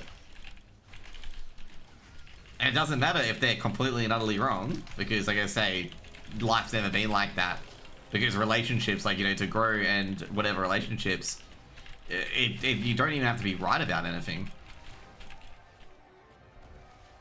Like, it's not about right or wrong, it's just how you work through it. And sometimes how people work through it is completely unreasonable. Like, for example, like, you know, like, people expect you to do completely different things or whatever, like, you know, to what you're expecting. And it's just like, sometimes it's just, you just can't win. Not can't win, but it's like you're not meant to try and win sort of thing. And sometimes, like, it's a bit unreasonable and whatnot, and you have to compensate so much. Especially when you don't really fucking believe in it.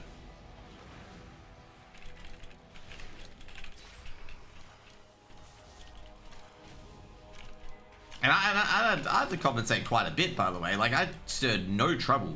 Deliberately, I avoided it.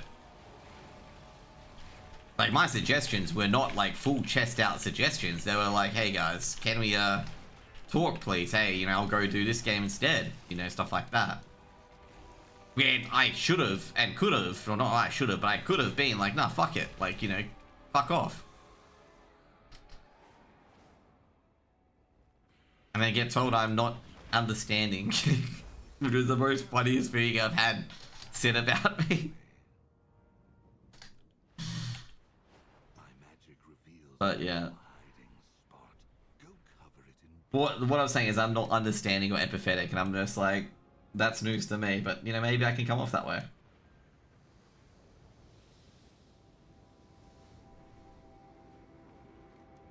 Because you don't know how you come off to people, so, you know. But yeah, I gotta say right now, there's some points that I've been very unreasonable with people. And stuff like that. So yeah. And a lot of people spruik a lot of things, but don't actually do them in actuality. Which, also a pet peeve of mine, is when people say things and don't do them. And then talk about, like, you know, how thankful they are about things, and it's like, yeah, but you're not contributing anything for it.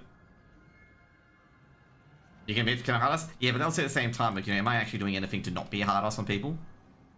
No. Because I'm talking about shit like this right now that a lot of people say should be resolved in DMs.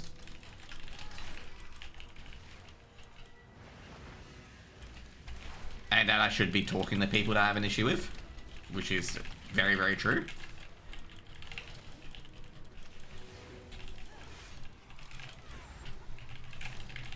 That was very, very shit, because that's Super Shrink Ray. Oh no, out of all things, I get him.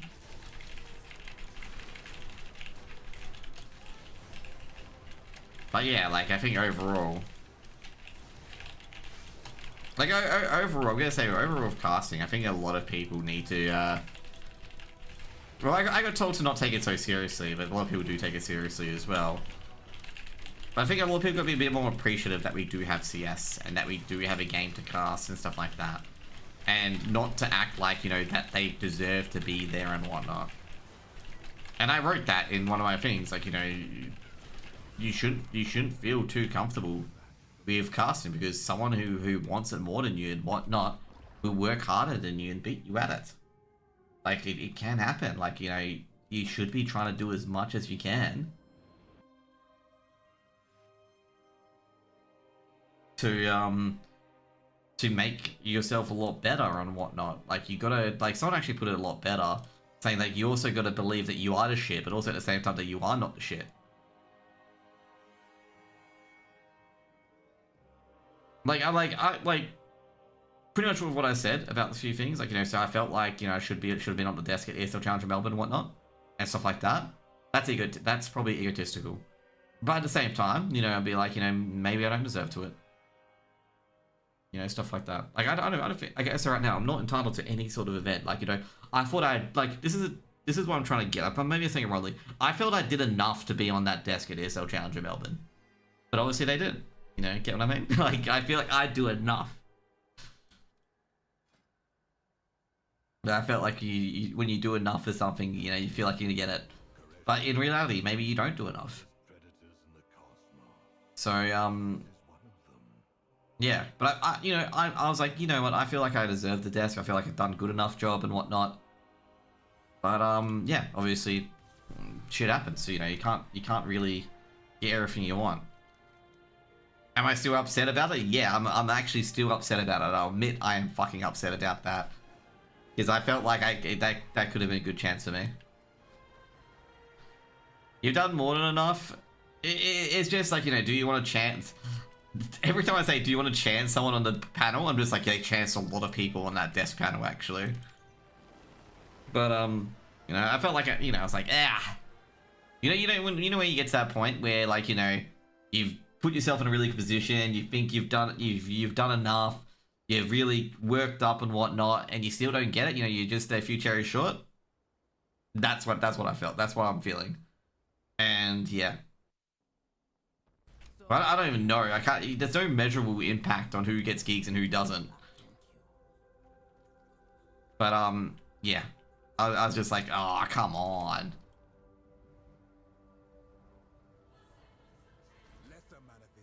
I think a lot of people were happy that I retired, and I'm just like, yeah, but I can say right now, nothing's gonna change. It's like nothing. Like, I didn't want to tell someone that, but I'm like, you realize that nothing's gonna change, right? Like, your chances are not going to get any better.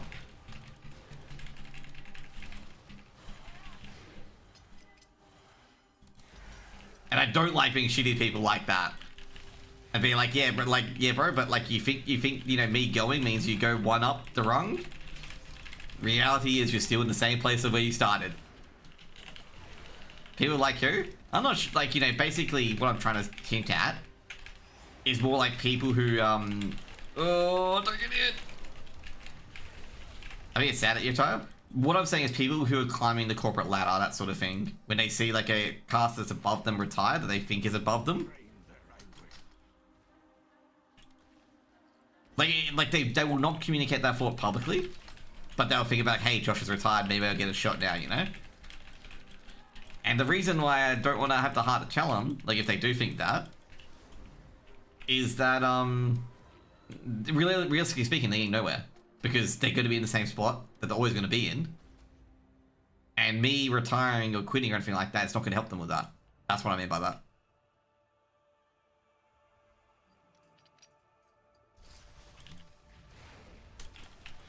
Because a lot of casters, you know, viewed, like, basically Flam has disclosed to me that he views it as a pecking order. He's not the one that I'm talking about, just an FYI. He has viewed it like a pecking order, saying that, you know, if anything comes up, I'll be the next one up, basically.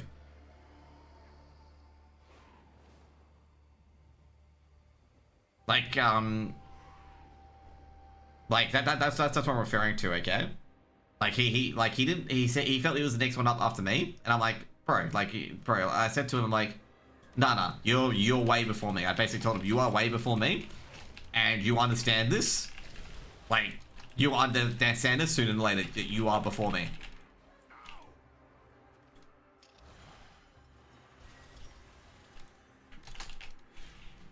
Like, what I said to him is, like, you understand why that you'll be put ahead of me very, very quickly. Now, Flam wasn't, like, now I'm gonna say, Flam didn't say that or anything like that, the other stuff, you know, like saying, you know, it's good that Josh quit. But, it's more of like some people do think that way, where like they feel like, hey, he's gone, maybe I'll get, you know, picked up, something like that.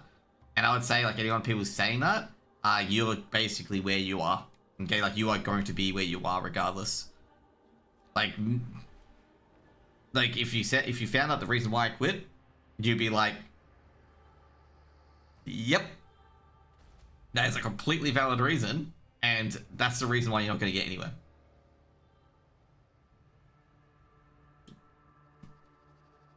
So yeah, when I casted with you, we only did one cast, and I felt like I did. The only thing I felt I did bad on is I did rag on Beebs too much. Because Beebs did play a good game, but I ragged on him for not checking angles on overpass, where the 1v3 went a bit, the 3v1 almost went awry. And I did mention that too much. But yeah, like, I feel overall, I don't think, I think my analysis is quite good. There's a lot of things that could, you know, be used more in it and whatnot. I think, obviously, I gotta say right now, missing Skybox is probably a big weakness of mine. Because being able to provide what sort of strategies people, you know, endure and what people go for would be really, really helpful. Because Skybox is really, really good at doing that. Because you can see, like, all the different demos with these players and what sort of nades and what sort of setups they have. And it's really, really good. I think there's a lot of free versions of it. But, yeah, you know, you can go through that. Overall, getting the players' names and RGLs and stuff like that. What I could have... to be fair, I did get a bit of story from that as well. I'm trying to think there was something else on that I could have got as well, but I didn't get it. That I maybe should have. It's not the stats for Ancient, okay? The stats for Ancient, I looked at HLTV for that, and I missed, like, the Gooshes, because Rexy mentioned it in chat. And I turned around to look at the round while I was looking at Ancient stats, and I saw Tribute on 14 HP. And because Rexy mentioned, it's like, no mention of the Gooshes. And I'm like, that should have been mentioned. He's completely right. Like, you know, like, if you get a few Gooshes like that, you should be winning the round. But the fact that they didn't win the round is, like, ultra unlucky. And I did borrow his point there, by the way. I borrowed Rexy's point. But that should have been mentioned. And I think that was a few of the things that I missed out on. Also, I couldn't really do much before the game prep on what maps they chose, because basically Mingovi said they're going to choose Dust 2 and Inferno. So I looked at those maps, so I was expecting an Aimer 3 and like how they performed on it and whatnot. And then they both picked, they picked Ancient and Overpass, and I'm just like, fucking hell. like I was so not prepared for an Ancient and Overpass. And I think we missed the highlighting fake. No, we did highlight fake being RGL for 1 week. I'm overly critical. It could be a bad thing and a good thing, because I do pick up a lot of things for stuff that I shouldn't be picked up on, that I should be picked up for. Anyway.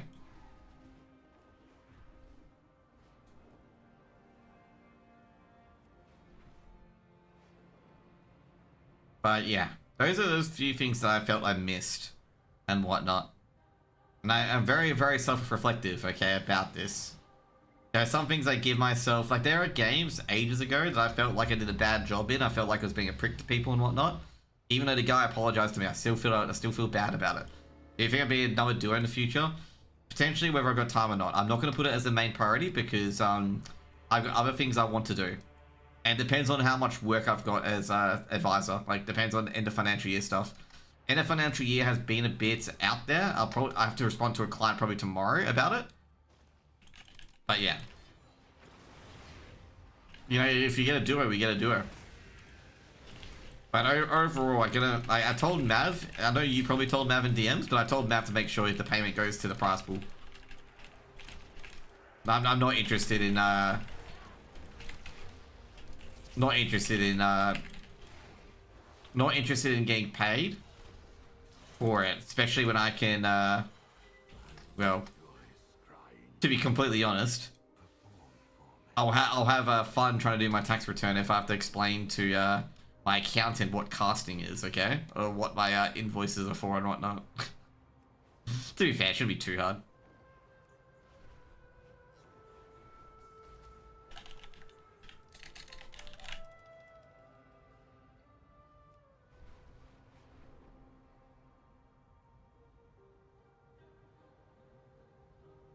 2 seconds.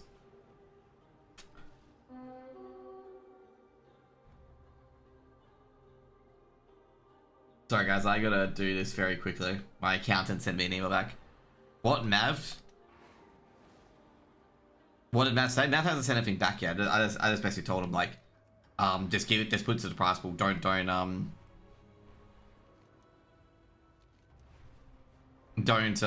what is it? Don't pay me. Because obviously it's not gonna be like a constant sort of thing. If he insists on paying me, I'll just take the payment, but you know, I've told him not to.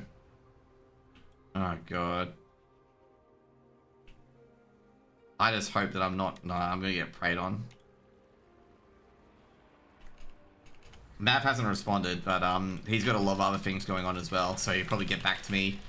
Probably when the baby and stuff like that's more chill and whatnot. Because obviously he's had a kid. But yeah, like overall, like I'm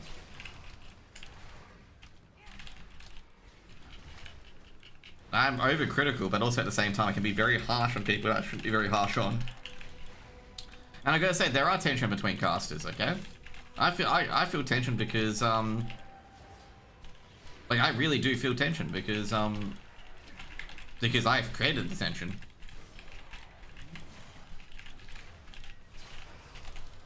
Alright, I thought it was gonna be pro bono. Oh yeah, I could do a pro bono, I don't mind.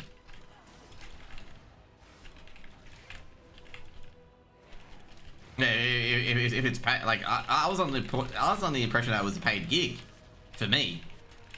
Okay. Like, as in, like, I was getting paid for it, so that's why I was like, don't worry about paying me at all.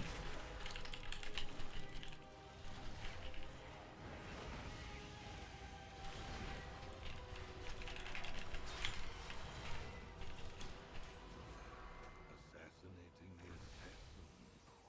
How delightfully quaint. Yeah, there we go. The reason why I wanted to do this is because I want to, shadow meld. So with Prey, you can get, like, while you're not in combat, you can get attacked. And I don't want that to happen, obviously. I get my mobile.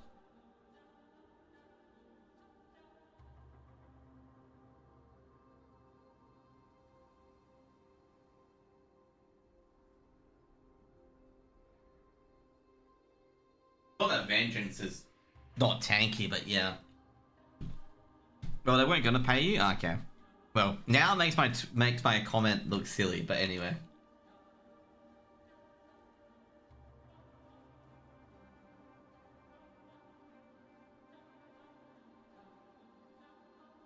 All well that ends well. Why am I not getting a authenticator from Zero?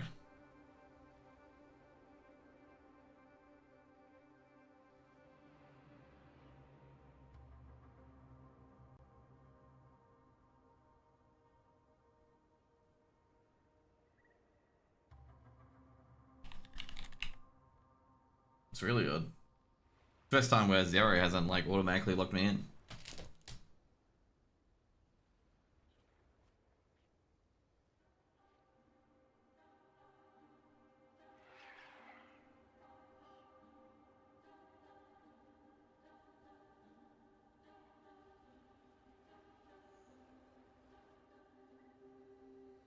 Oh god.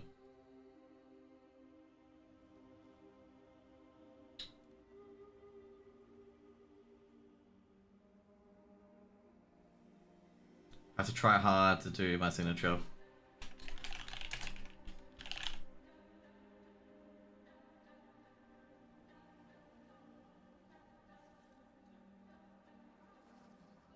Yeah, hold on. Okay. Just gotta make sure this doesn't appear in here. Okay, it doesn't, okay. I was getting a bit worried that it would appear on this screen and you would be able to see it, okay? Fortunately, it only says my to be fair, the only thing you would see is my company, and that's it. Like all you would see is just my company. Like as in like, I'll give you an example. You say you see the trustee for Wilmington Finance because that's what my company's called. That's literally all you would see. I was just making sure I didn't leak any like tax file number or or anything like that, because that would be catastrophic. Okay, so we've got that. We've got the delve, wherever that was. Oh, there's a delve somewhere. Is it golf? Yeah, it is golf.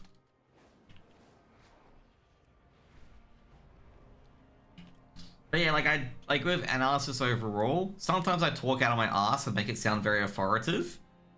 But you're not the first person who said that. Peter also said the same thing as well, that I make my commentary understandable by the layperson, because he has no idea what CS is. But he said after listening to me, he felt like he understood it, sort of thing. So obviously I think that's good feedback. Oh shit! What's going on with CCT? I saw a few teams playing CCT. Like, oh no, Foot's in Blast. Never mind.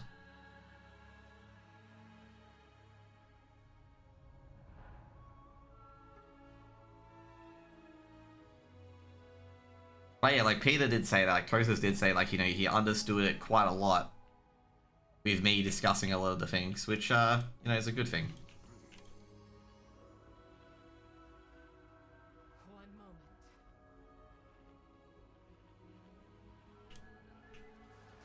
I'm still pissed off about how I treated an etiquette interview, man, though.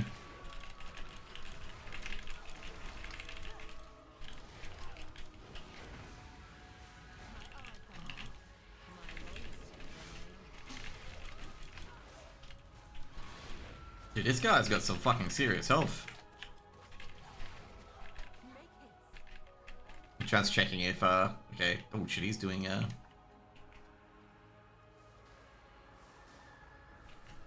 I was going to help out, basically, I've got Night Raid on Bow and Battle Tag. He was doing a 10 yesterday while I was trying to finish off my 3k. I was actually going to help him out if he was still in Mythic Pluses. I was actually going to just drop in and just run as a tank and just be like, yo.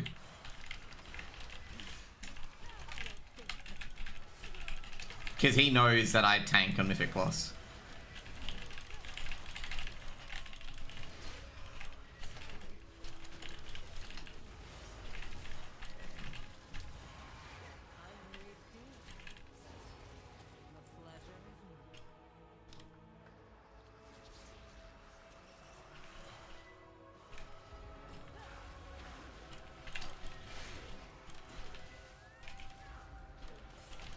Oh my god, Foreigner's a dick, man.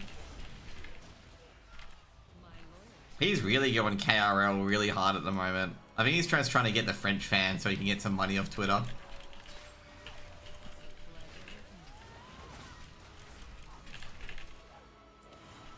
To be fair, I was hell tempted because Foreign said the Timberwolves were going to lose to the Nuggies. And just FYI, the Timberwolves won, okay? Like, the Timberwolves won very handily. And I was so tempted to be like, oh, what happened to the Nuggies, bro? What happened?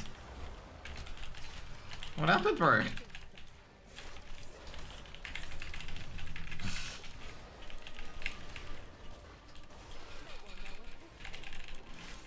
But nah.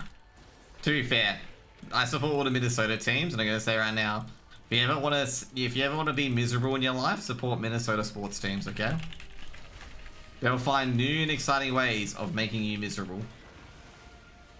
Always, okay? You think you've gone past it. You know, you think the misery has ended, and Minnesota gives you a bit more misery, okay?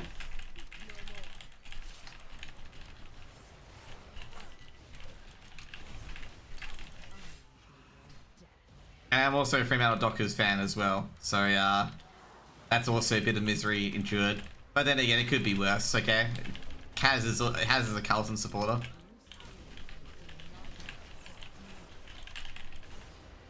I don't mean it, obviously, you know, Carlton being a, like, what I'm trying to say here is, like, I don't mean it as in, like, a, you know, Carlton are known fans, and, I don't know if it's Richmond fans are known as ferals, generally. But what I mean by that is that, Haz is not having a good time supporting Carlton, let's just put it that way, okay? Because they are fucking putrid. But somehow they'll find ways to beat Fremantle. Because, you know, we also love being disappointing too.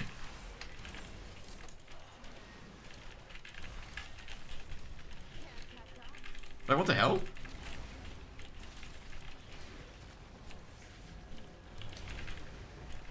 But yeah, Fremantle, man. Ugh. I did see there was some games on the weekend of the ESA Cups, but I gotta set up those scenes first before I really pursue it. But I think people will cast all those, right? Like it'll be all covered.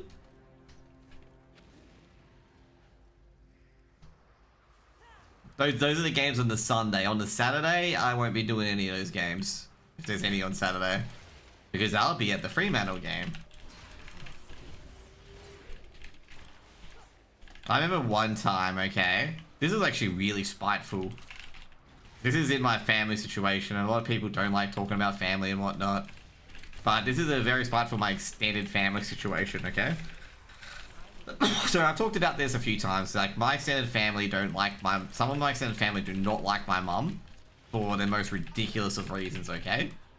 And they hold a lot of shit against her, which is like very, very unreasonable and very, very, very harsh.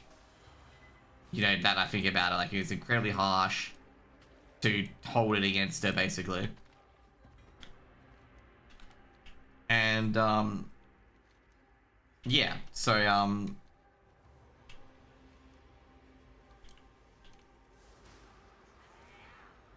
so that's what I put it down to. Like some of them are very, very harsh to her, okay?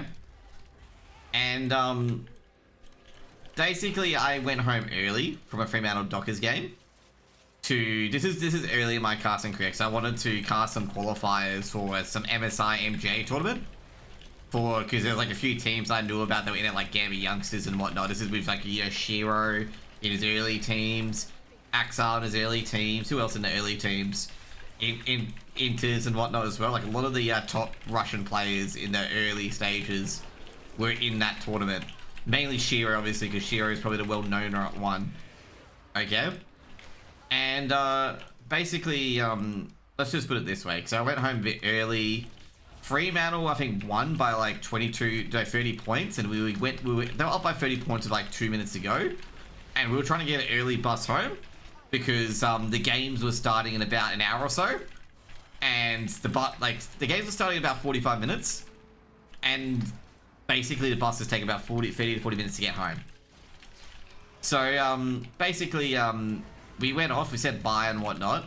So this is like basically when some of our extended family still sat by us, the Dockers, but they don't anymore. And one of them literally took a photo of my empty seat and said, "Oh, looks like only the true supporters stay to the end." Okay, like literally wrote that, and I'm just like, what the fuck? Like I clearly said, like, you know, when we left, like, oh, you know, I've got to the game starts soon, so, you know, hopefully, you know, if you want to go, we can go. Saying like, you know, I don't mind you if you stay extra, it's fine. But the gall of someone to like post a Facebook post that I would see and say something like that, I'm just like sitting there being like, that's so pathetic, man. Like that is so pathetic.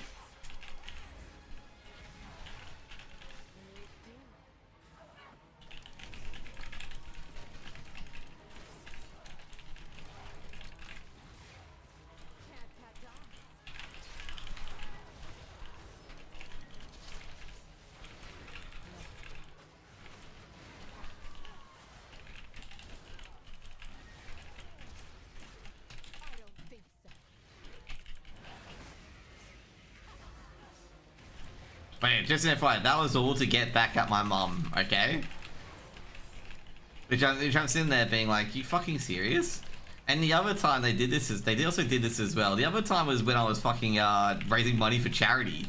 Like I was raising money for what was it? It was a serious disease because like one of the guys donated like, I think it was like cancer, okay? I was raising money for cancer. I think it was like the was it Cure Cancer guys, the heroes and whatnot. I was doing a stream for them, and they did it again, saying, you know, oh, we're the true supporters and whatnot. And I'm just like, what the fuck are you getting at? Like,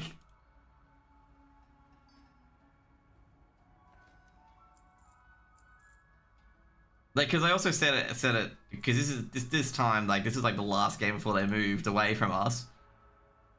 And I'm just sitting there going, what are you getting at? Like, I said I was raising money for cancer, and I had to go early. Like, what are you, what? Like, why are you being this fucking nasty? Yeah. Wait, who had cancer? No, I was raising money for cancer, for cure cancer. One of my viewers had like had a person who had cancer previously. Okay, and they donated quite a bit to the charity run, which I met the target for. And yeah, like they posted a picture of, like, you know, that I wasn't really a loyal supporter of Fremantle Dockers, and I'm just like, I had to be at a place at 6 p.m. for raising money for a event for Cure Cancer, the charity in Australia.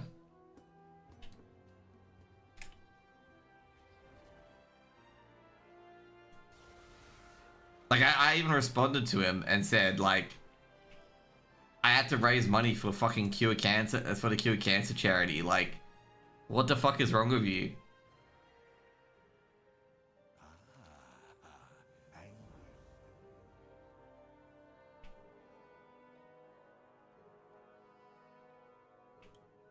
So yeah, by the way, I was actually low-key annoyed at that, just an FYI.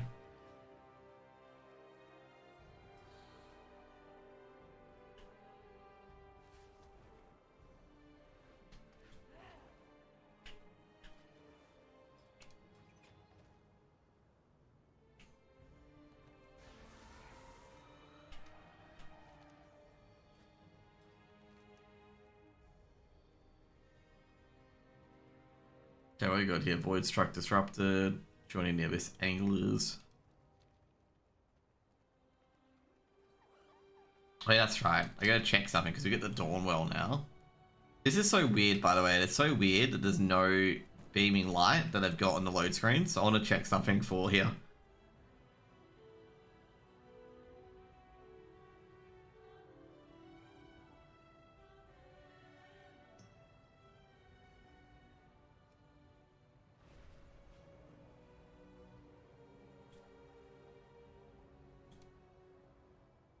So what I'm checking for is, so basically this area here.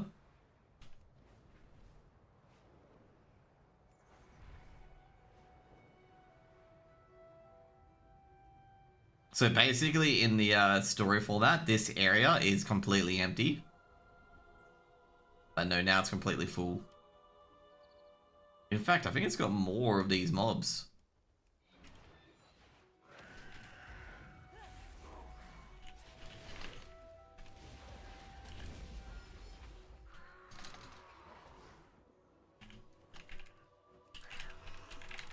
So pretty much, like, if you want a good farming strategy, you'd basically kill these guys for it.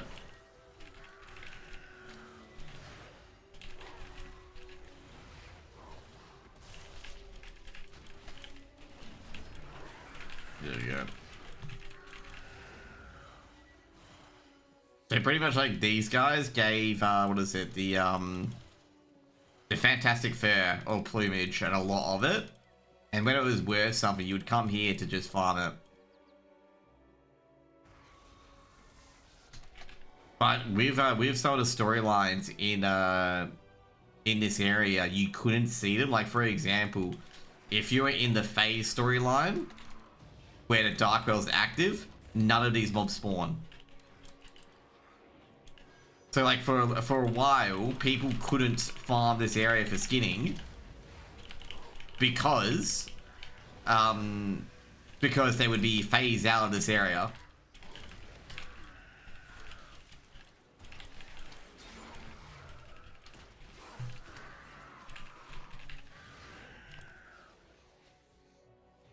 Okay, let's see what we get. I'm trying to show you guys where you can get fantastic fur, but at the moment I'm just getting leather. But to be fair, this is where I farmed a lot of my leather, was just here, because this gives you fuck tons of leather. And the worst part is I have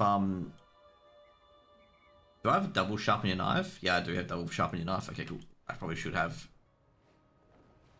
So pretty much what you can do is you just pull these guys, pull that.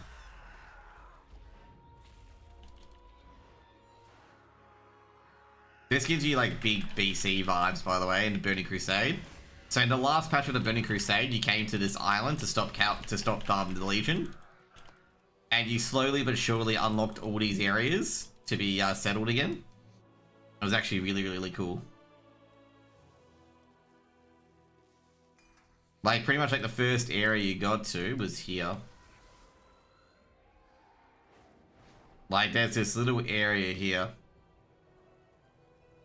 So like the first thing you got to here, you had 2 dailies, you had 2 guys sitting up on these platforms. And then slowly but surely what happens, you secured this area, the Sunreach Sanctum, and you got more dailies. Oh, like some of the guys are even here now as well. And, oh yeah, you can see it here, the Shattered Sun, which is Blood Elf and Draenei. And then you eventually rescued the harbour here as well, where there was a ship here as well. And then the last one you freed is the blacksmith and well, the armory, which is here. And then after that, you basically all the daily quests were to do with Dawnstar Village. Jack Doherty served reported facing 7 years jail because he decided to make. Oh, what a fucking idiot!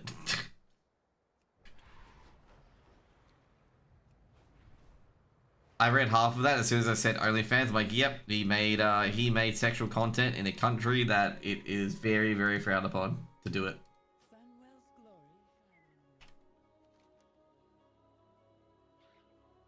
Well, we got 8 out of 8 abundance. Let's do some abundance then. What I'll do is I'll quick bio, and I think abundance is at Tranquilin. Yeah, but. I'll get some caffeine as well.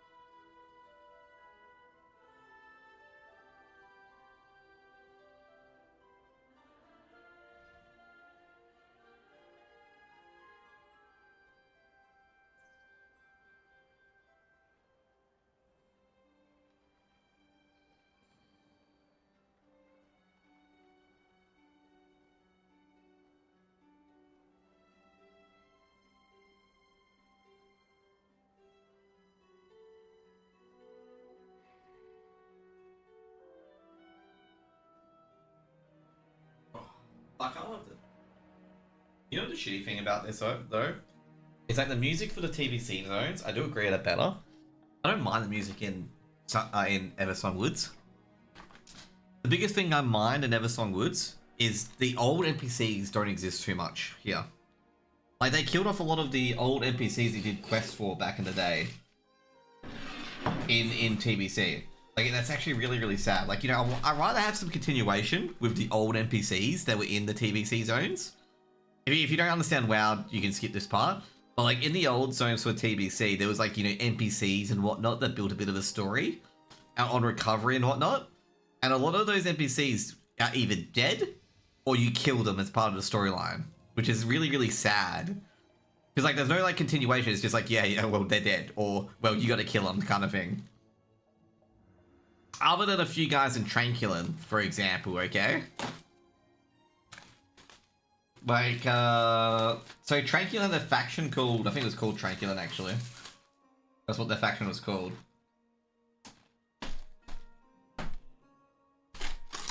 So Tranquilin had a faction called Tranquilin, and you had to, like, basically, as you can see, there's people here now, of course. But this was a much smaller town. Like, this area really didn't exist. Like, this area was all dark and gloomy, essentially. And there's a few of them here, I believe, as well. Where are they? Well, she's one of them. Blacksmith. Oh, there he is. So this guy here, he's from TBC. So basically, the Forsaken and Blood Elves were trying to rehabilitate this land. And there's a few people down here as well. So there's a provisioner guy down here. Where is the provisioner? Oh, there's a stable master. So there's a few guys here. There's a provisioner Verrington or whatever her name is. And like they gave like rep rewards, essentially. Oh, there we go. There we go.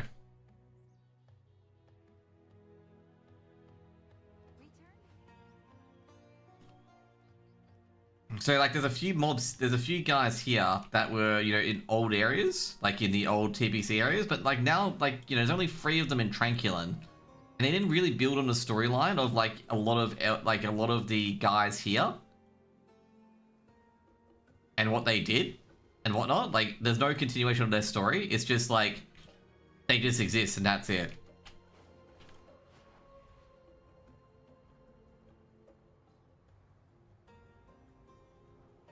Like I really felt they could have done a lot more here and like really involved some of these NPCs in it as well, especially if they've done stuff previously with you.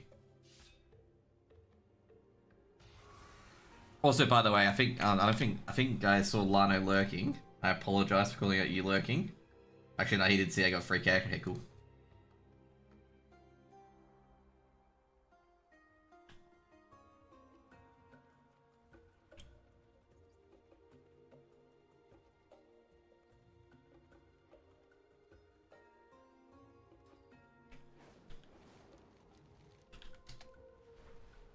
Wait, let's do some abundance.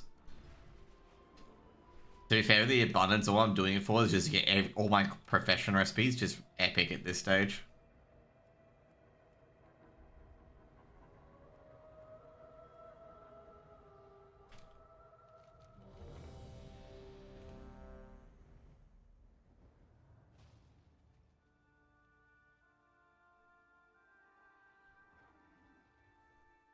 Where's the NPC? There's the NPC. Everything is of the finest quality. Amani quality. Come back soon. I'll have new goods just for you,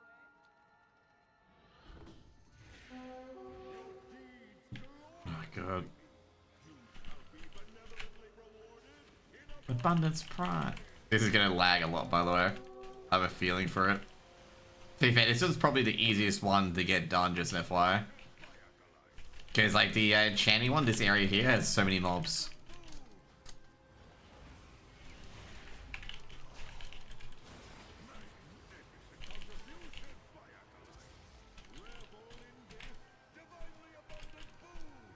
There we go.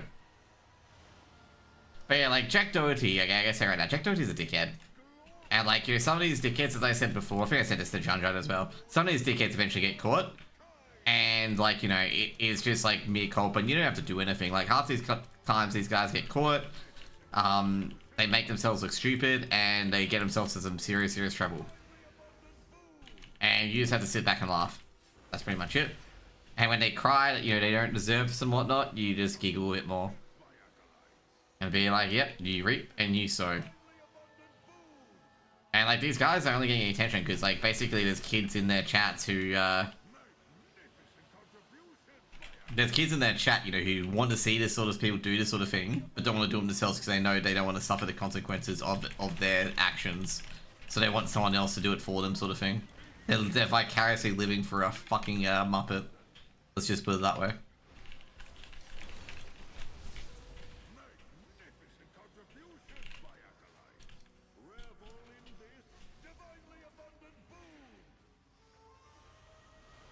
There we go, done.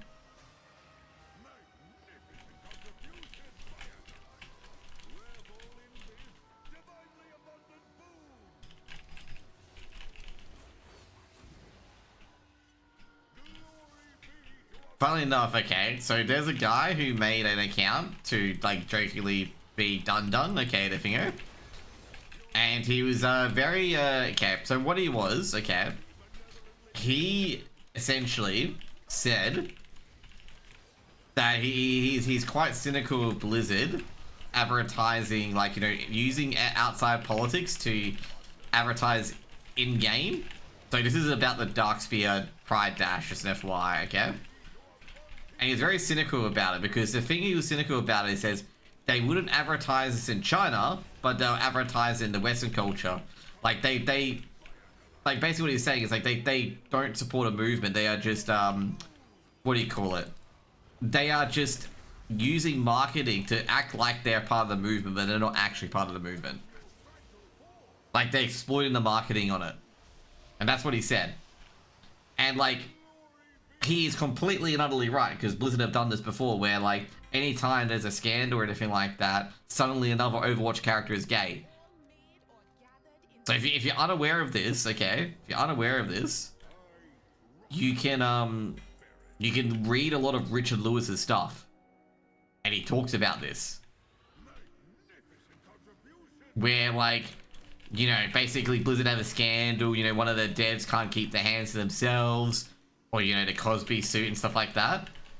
And then it's like, you know, what they do is they overreact to it to tie it over. Like, for example, the Karazhan shit, where, like, they got rid of anything that depicted the women, you know, naked or half naked, and, you know, did a full course correct on things that didn't even matter, okay? So to just, you know, signal that, hey, we don't sort this sort of thing, you know. And that's what this guy was trying to say. He was trying to say clearly that they're just trying, they don't support the movement. They're just using to get some free marketing, because they know, like, you know, people support the movement more in the West than they do in the East, for example. Like, you know, trying to do it in China or Saudi Arabia, where saying that Tracer or Soldier 76 is gay is obviously criminal in some of these countries. And what he was trying to say is that, you know, if they really did support it, they would introduce it to all to those servers, which they won't. So that's why I was more cynical about it, saying that, you know, hey, it's great to have this, but we know, like, if it's not going to the other servers, you can't really say you're a true supporter of it. Which is an accurate sort of observation, and I agreed with his observation. And there was a lot of people who jumped on him and basically said that, you know, you're a racist, you're a homophobe, and that you know, you don't care about trans people and whatnot. And it's just like, no, like, he does, because he clearly understands that there are people who don't support, that people who, you know, who are pretending to support the movement but doing very little to promote it, because they just see it as another way to get money from people, which is fully understandable. And these guys were, like, calling him all sorts of names. They eventually got to a point where he got bullied off the internet. That he was receiving DMs, people trying to dox him as well. And it's just like, bro, like, this has gone far too far. And, like, there was so many people trying to explain it to these people that he was on, like, that he's not like that. He's questioning that thing, and everyone's like, no, this is a cover. He's only saying this as a cover. He's actually with the phobes and whatnot. And it's just like, bro, like, what's wrong with you?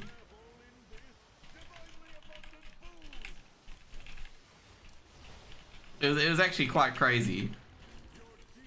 Because I was sitting there going, like, these guys know that Richard Lewis wrote an entire fucking article on this, and they are choosing to, they're choosing to ignore that to call this guy a homophobe.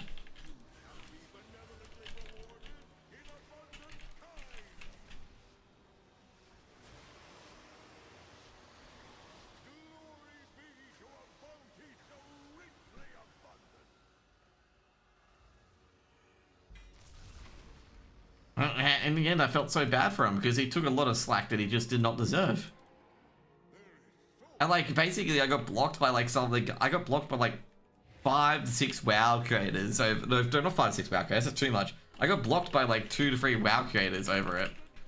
And I'm just like, since you guys don't understand that, like, you don't understand that, you know, people can actually use people or use movements to generate a bit of money without supporting them, I think your view of the world is incredibly fucking naive.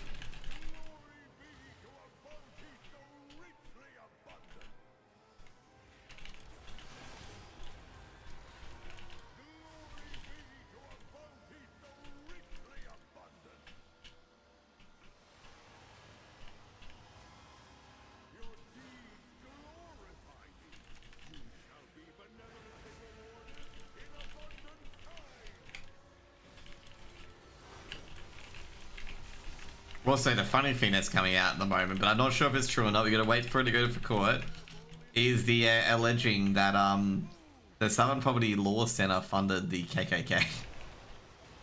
But to be fair, that's probably like the Trump's DOJ accusing them of that, which is like, you know, saying that, you know, obviously a enemy of the Trump administration, which has been the SLPLC.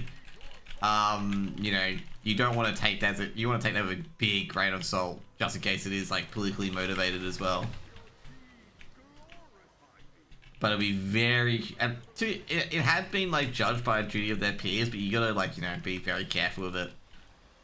But yeah, I thought that was very, very humorous that the SPLC couldn't find any racists, so they had to do a good old volunteer firefighter job of it.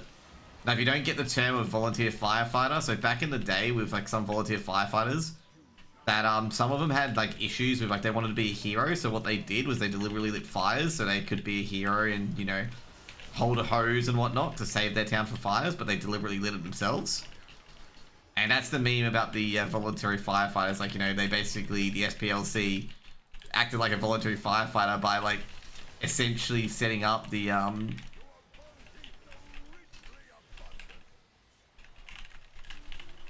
like essentially it's set up like the KKK as a puppet org to justify, and the thing is, what happened was you know, with Charlottesville, Jun, it was to do with that the SPLC funded the Patriot Fund, which is the KKK guys that went to Charlottesville where a person died. So there was no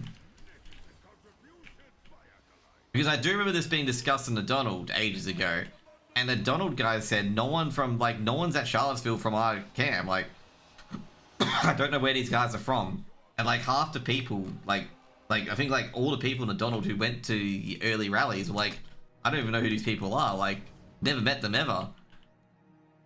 And this was before, like, obviously someone got killed at the event. Like, they thought it was insanely weird. Like, you know, I've never met any of these guys before. Like, these guys are new to me. Like,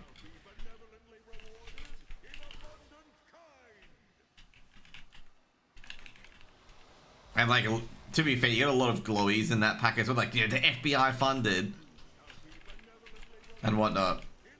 But like, it was clear as day that no one, like, from the Donald, no one. This is before the Donald obviously got shut down by Reddit. There was no one in there that knew any of these people. Like, they were just complete, like, no one had any idea who they were.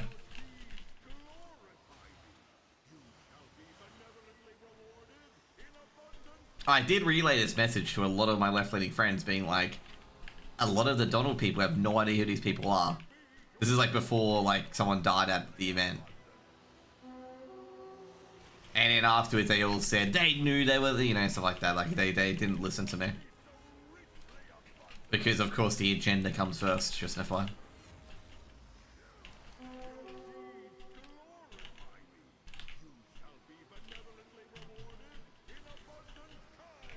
I remember people like being like, oh, but, you know, people died at your protests. And I'm like, yeah, well, like, when you burnt the city down in Minnesota, a lot of people died too. Like, if you want to know, like, there's, like, I think in the Minnesota, when they burnt down Minnesota, or burnt down some of the surrounding areas of Minnesota, I think it was, like, multiple deaths, actually. But they were ignored. And the thing back in the day, when they were justifying it, being like, you know, it's okay to burn down businesses, because they said insurance will cover it. But we found out, just FYI, I found out, after a while, that, only, I think it's less than 40% of the businesses had cover. Okay? Had cover for riots. Therefore, there's like buildings out there that are completely have been burnt down and whatnot. Because the person who owned them, or person who leased them, didn't have insurance cover. So therefore it's gone. Of course, there's been no coverage about it. But that's one thing in particular, there's been a lack of coverage on that Minnesota's downtown, especially those areas that were burnt down. There's abandoned buildings there. Because, yeah. The owner has no money to, do it.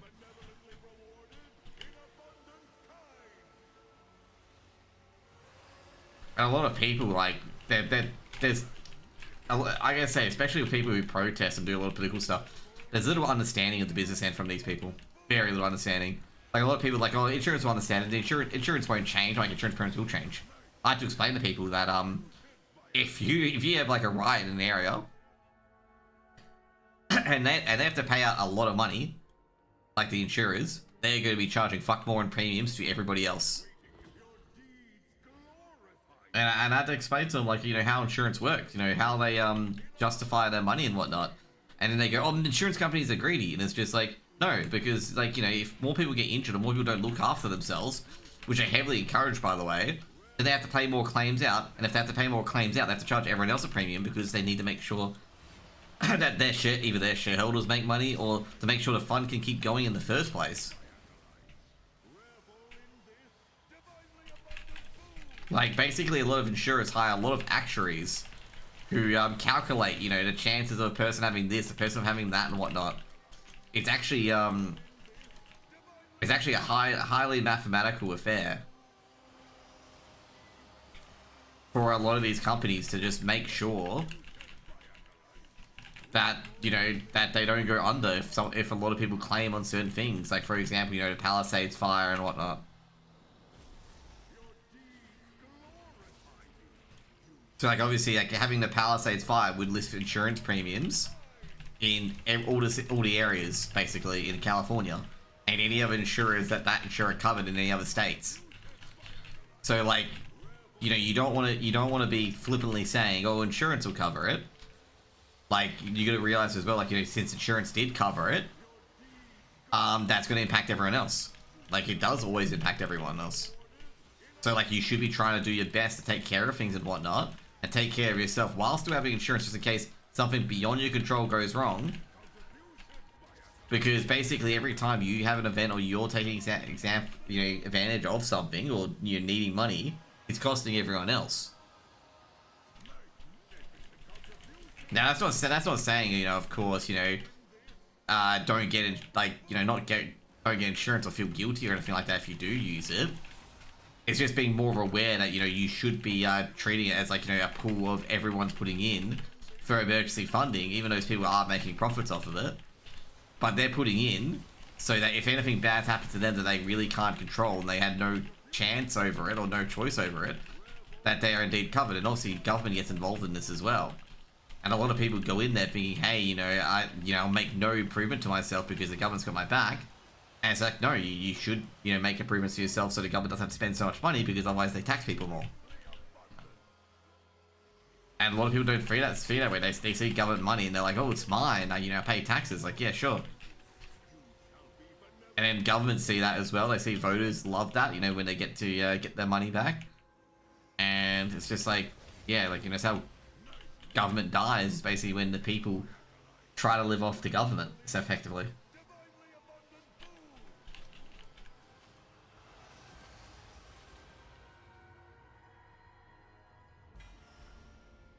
And yeah, we got, I think I've got one more, or is that it? Jeez. Got a lot more, actually. But anyway, so if you enjoyed my chat about insurance, so just remember, like, you know, be very, like, you know, cautious and whatnot of what you do. Make sure, you know, everything you do is to mitigate and whatnot, like, you know, so you don't, so yeah, don't be discouraged to, you know, not, you know, do not claim insurance. It's just more like, make sure you protect yourself. Make sure you're actually doing everything you can. So, like, you know, you don't need it, as per se, or not don't need it, but you, like, you know, that you won't have to grab at it, or be aware, like, you know, when you do have to grab at it, that you need to make sure you've done everything you can to mitigate the stuff, because, you're effectively costing everything. And also with political protests as well, be well aware to, like, treat everything with care. Don't burn, like, recklessly burn things down or whatnot. Because it's the innocent people that pay. It's generally not the protesters that pay. It's the innocent people that pay. And a lot of these people don't care. Because they're like, oh, you know, all cares, you know, if we get rights or not. It's like, yeah, but you don't get rights by destroying other people's properties. Because people won't like you if you do that. And this is where a lot of these movements just fall down, is that they piss so many people off that no one's, like, it's not popular to support them. Do these people realize it? No. And then they get more and more worse as well. They're like, you know, we need to forcibly re-educate them and whatnot. And they still don't get the point.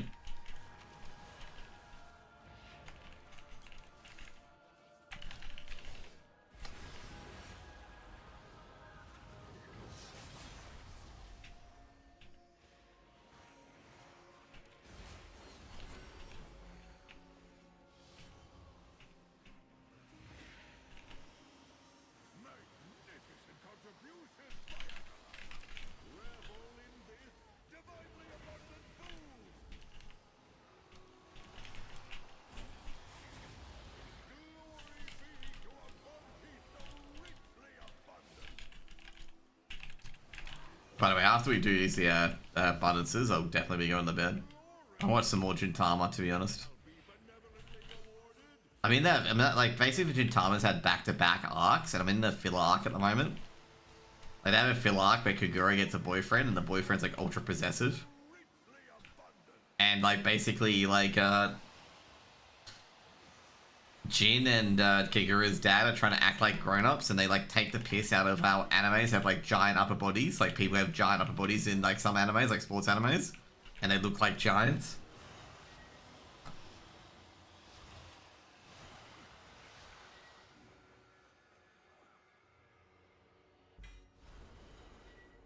It's like actually super ultra funny.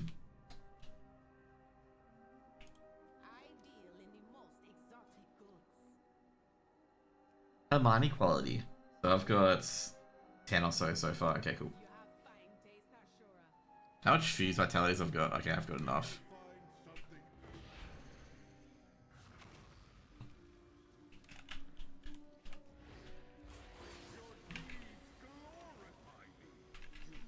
Okay, play some CS, bro. That's all good, dude. Catch you later. Have a good one, man.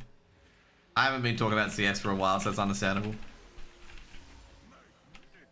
I don't know. I doubt my CS knowledge a lot. Like I don't think I know a lot about CS. Maybe it's a good thing that I feel like I don't know much about CS, because then I always try to learn more. To be fair, there's been a lot of grenades and whatnot.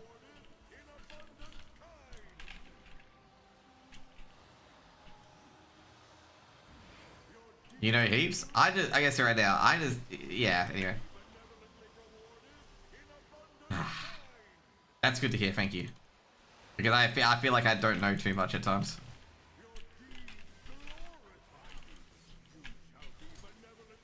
Dude, the Tech 9s, man, okay? Every single time. I've seen some of these fucking rounds, okay? Like, every time I see Tech 9s, I'm like, they're gonna bullshit their way to victory, aren't they?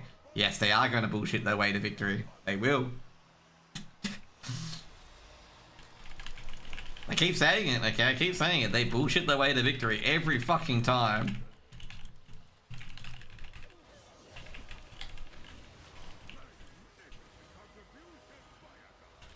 Oh man, that I think, what was it? Which round was it?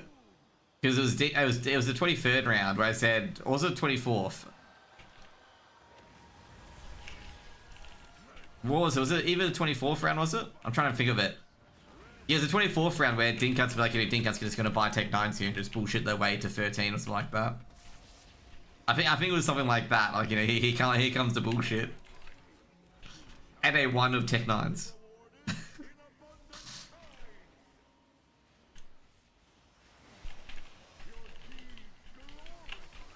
Yeah, know a lot more than heaps of people. You have a lot of value.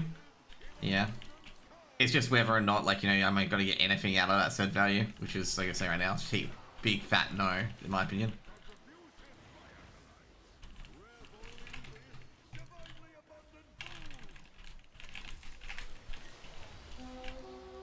I wanted to cast Foggers at that event, by the way. But anyway. Except Foggers got eliminated right away. Didn't even win a land spot, man.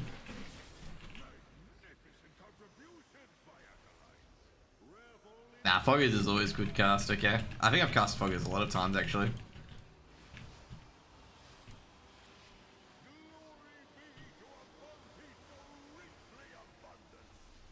Dude, I gotta say that the biggest thing that I've ever called out a caster for, because I did talk to him, was the one who said to retake on Inferno in a 3v4 on the B site, okay? I've talked to you about this before, Church Dogger. I've never said, mate, that is the most brain dead thing I've ever heard from anyone casting a game.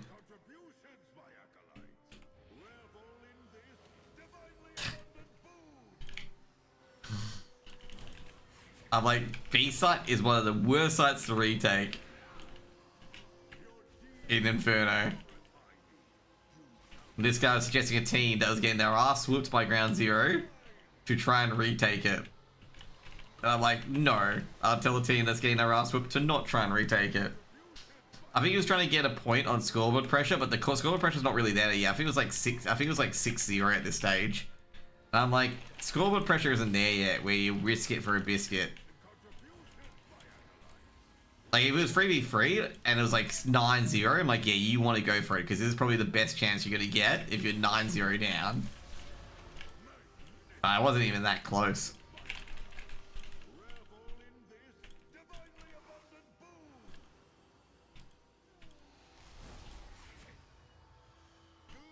To be fair, the first time I saw Tech9s doing that bullshit was Crystal back in the day on Dust 2 with Tech9s. This was like after they got their automatic run and gun nerfed.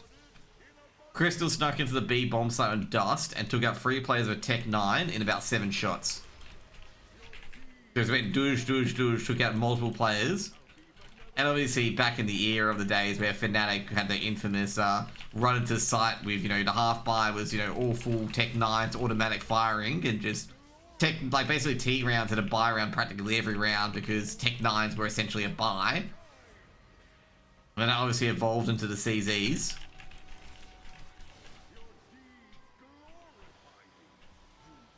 And that evolves into the Krieg era. Where like Broland was like the GOATs, okay? Like Broland was like one of the greatest players because he's just crazy good at the Krieg. And the funny thing is, it wasn't even Broland or any of those guys from Fnatic who discovered the Krieg. It was actually Furia. Because Quesarado used the Krieg very heavily and that got like a lot of other people using it. That's how Furia became like a big team in the scene. Because like basically it was like MIBR and like Luminosity who were like big. Sorry, it was MIBR because like the Brazilians had moved from SK to be MIBR. And like, you know, basically a lot of people are saying like, you know, the Brazilians are like, you know, it's over and whatnot. And Furia became the next team essentially that that weren't a part of Fallen or whatnot. Like Fallen's crew like Fur and stuff like that. Fur, Phelps, Coldzera and whatnot. And like Furia were very, very dominant.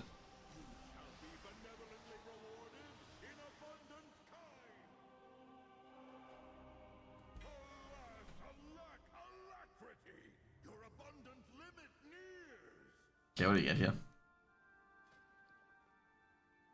Armani quality. Okay, how much fingers have we got? Oh shit, we got a lot. I think we got 14. Yes. Okay, we can make a second crafting recipe.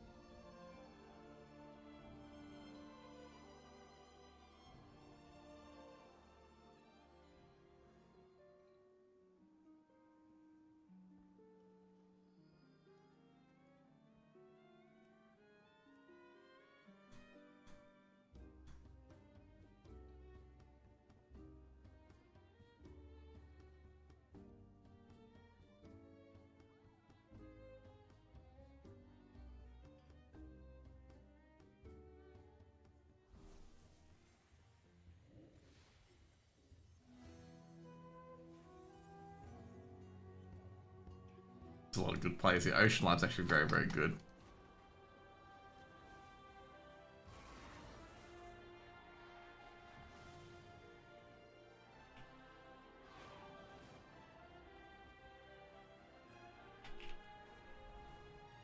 Okay.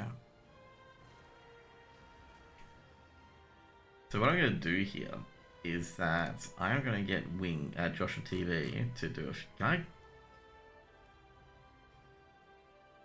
What I need to get some of these? Okay, so you got the claws, that's fine. Alright, Steez, okay. Oh, this is the fucking annoying part. Do I want to do it on this guy? Do I want to do it on Josh and TV? I don't know, we'll send it to both Josh and TV.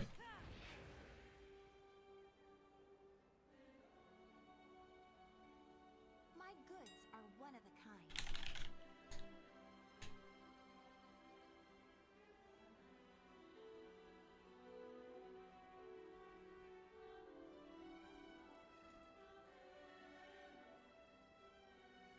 So I got these two.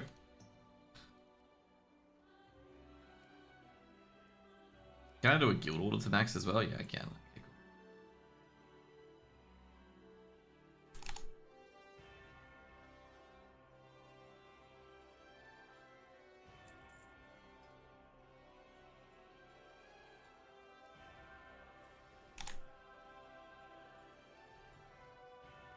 May my goods serve you well. This is what happens when you get a character to max, okay? Do this sort of shit.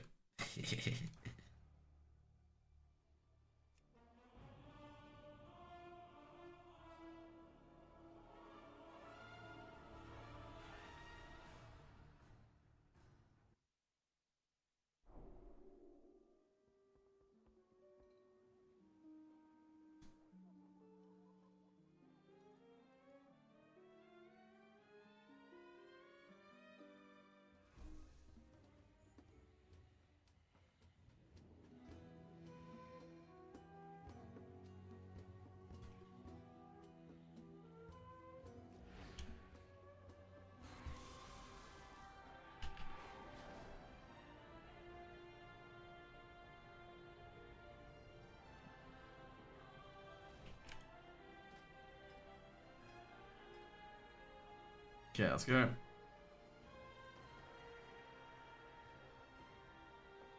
Yeah, what a first craft here on wings.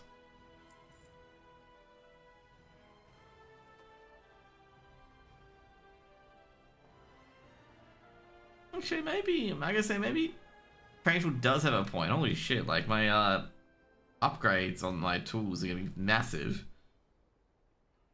on some of my specs. Maybe he's not wrong. Maybe he's not wrong. My goods are one of a kind.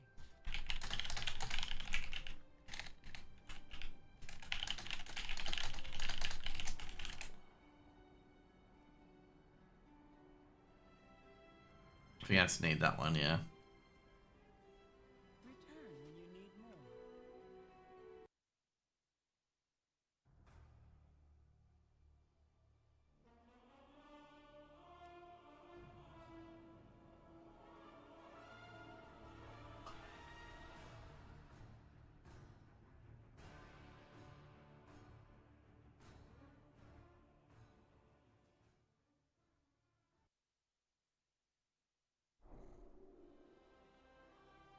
Oh, someone sent me an order, shit.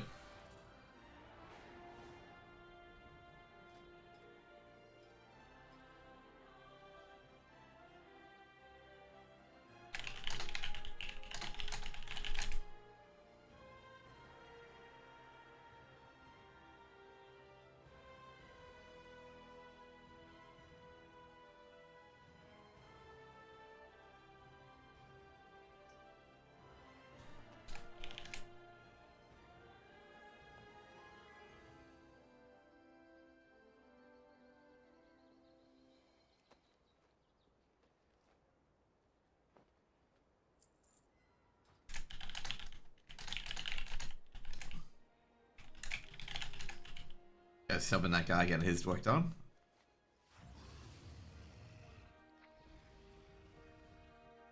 But yeah, shit, look at that. Like, That's a lot of deafness and perception. Holy shit. I gotta check my skinning gear now.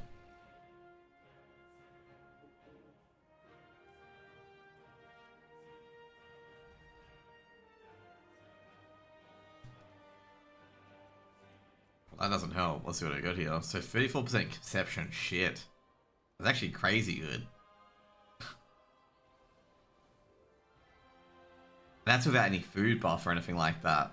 Like, damn. But yeah, I got this yesterday as well, so that's pretty awesome. So, yeah.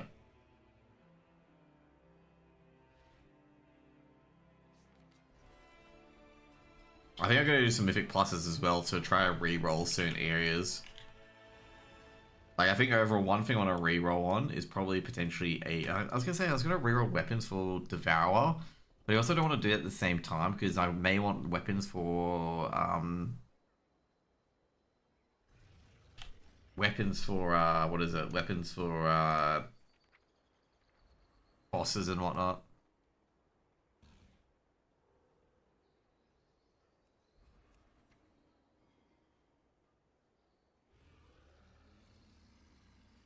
Like, for example, wait, really? Oh no, just like getting a Warglaive like this would be pretty awesome, actually. To be fair, it's the worst stats, but you know, those are some examples. Like, also getting something like this is kind of shit as well, because like crit verse is the worst stats. That's why they tell you, I think, to make the they tell you to make the crafted weapon, because like some of the weapons here are crap. Like, the best stats for Devourer is haste and mastery. I don't think any of the fucking things here have haste and mastery on it.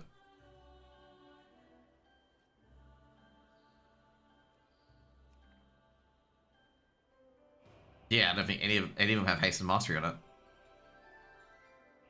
There's haste and crit and mastery. This is like the worst part as well. Like, you get 2 of these on this boss. And like, that's it. There's no hate. Like, I think this is why they tell you get haste and mastery on a crafted item. And I think crit's your third best start. Like, over what would happen for me, I would have to recraft all of this.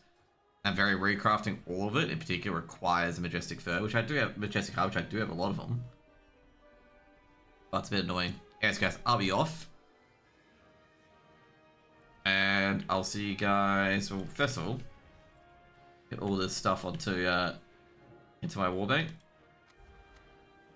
I'll see you guys tomorrow once I start raiding.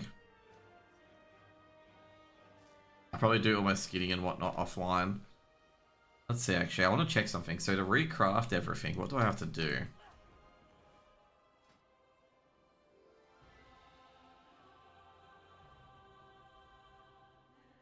Wait, why have I got this as my favorite? Jeez, it's not my favorite. Say if I want to recraft this to whatever. Yeah, I thought so. I do need one of these.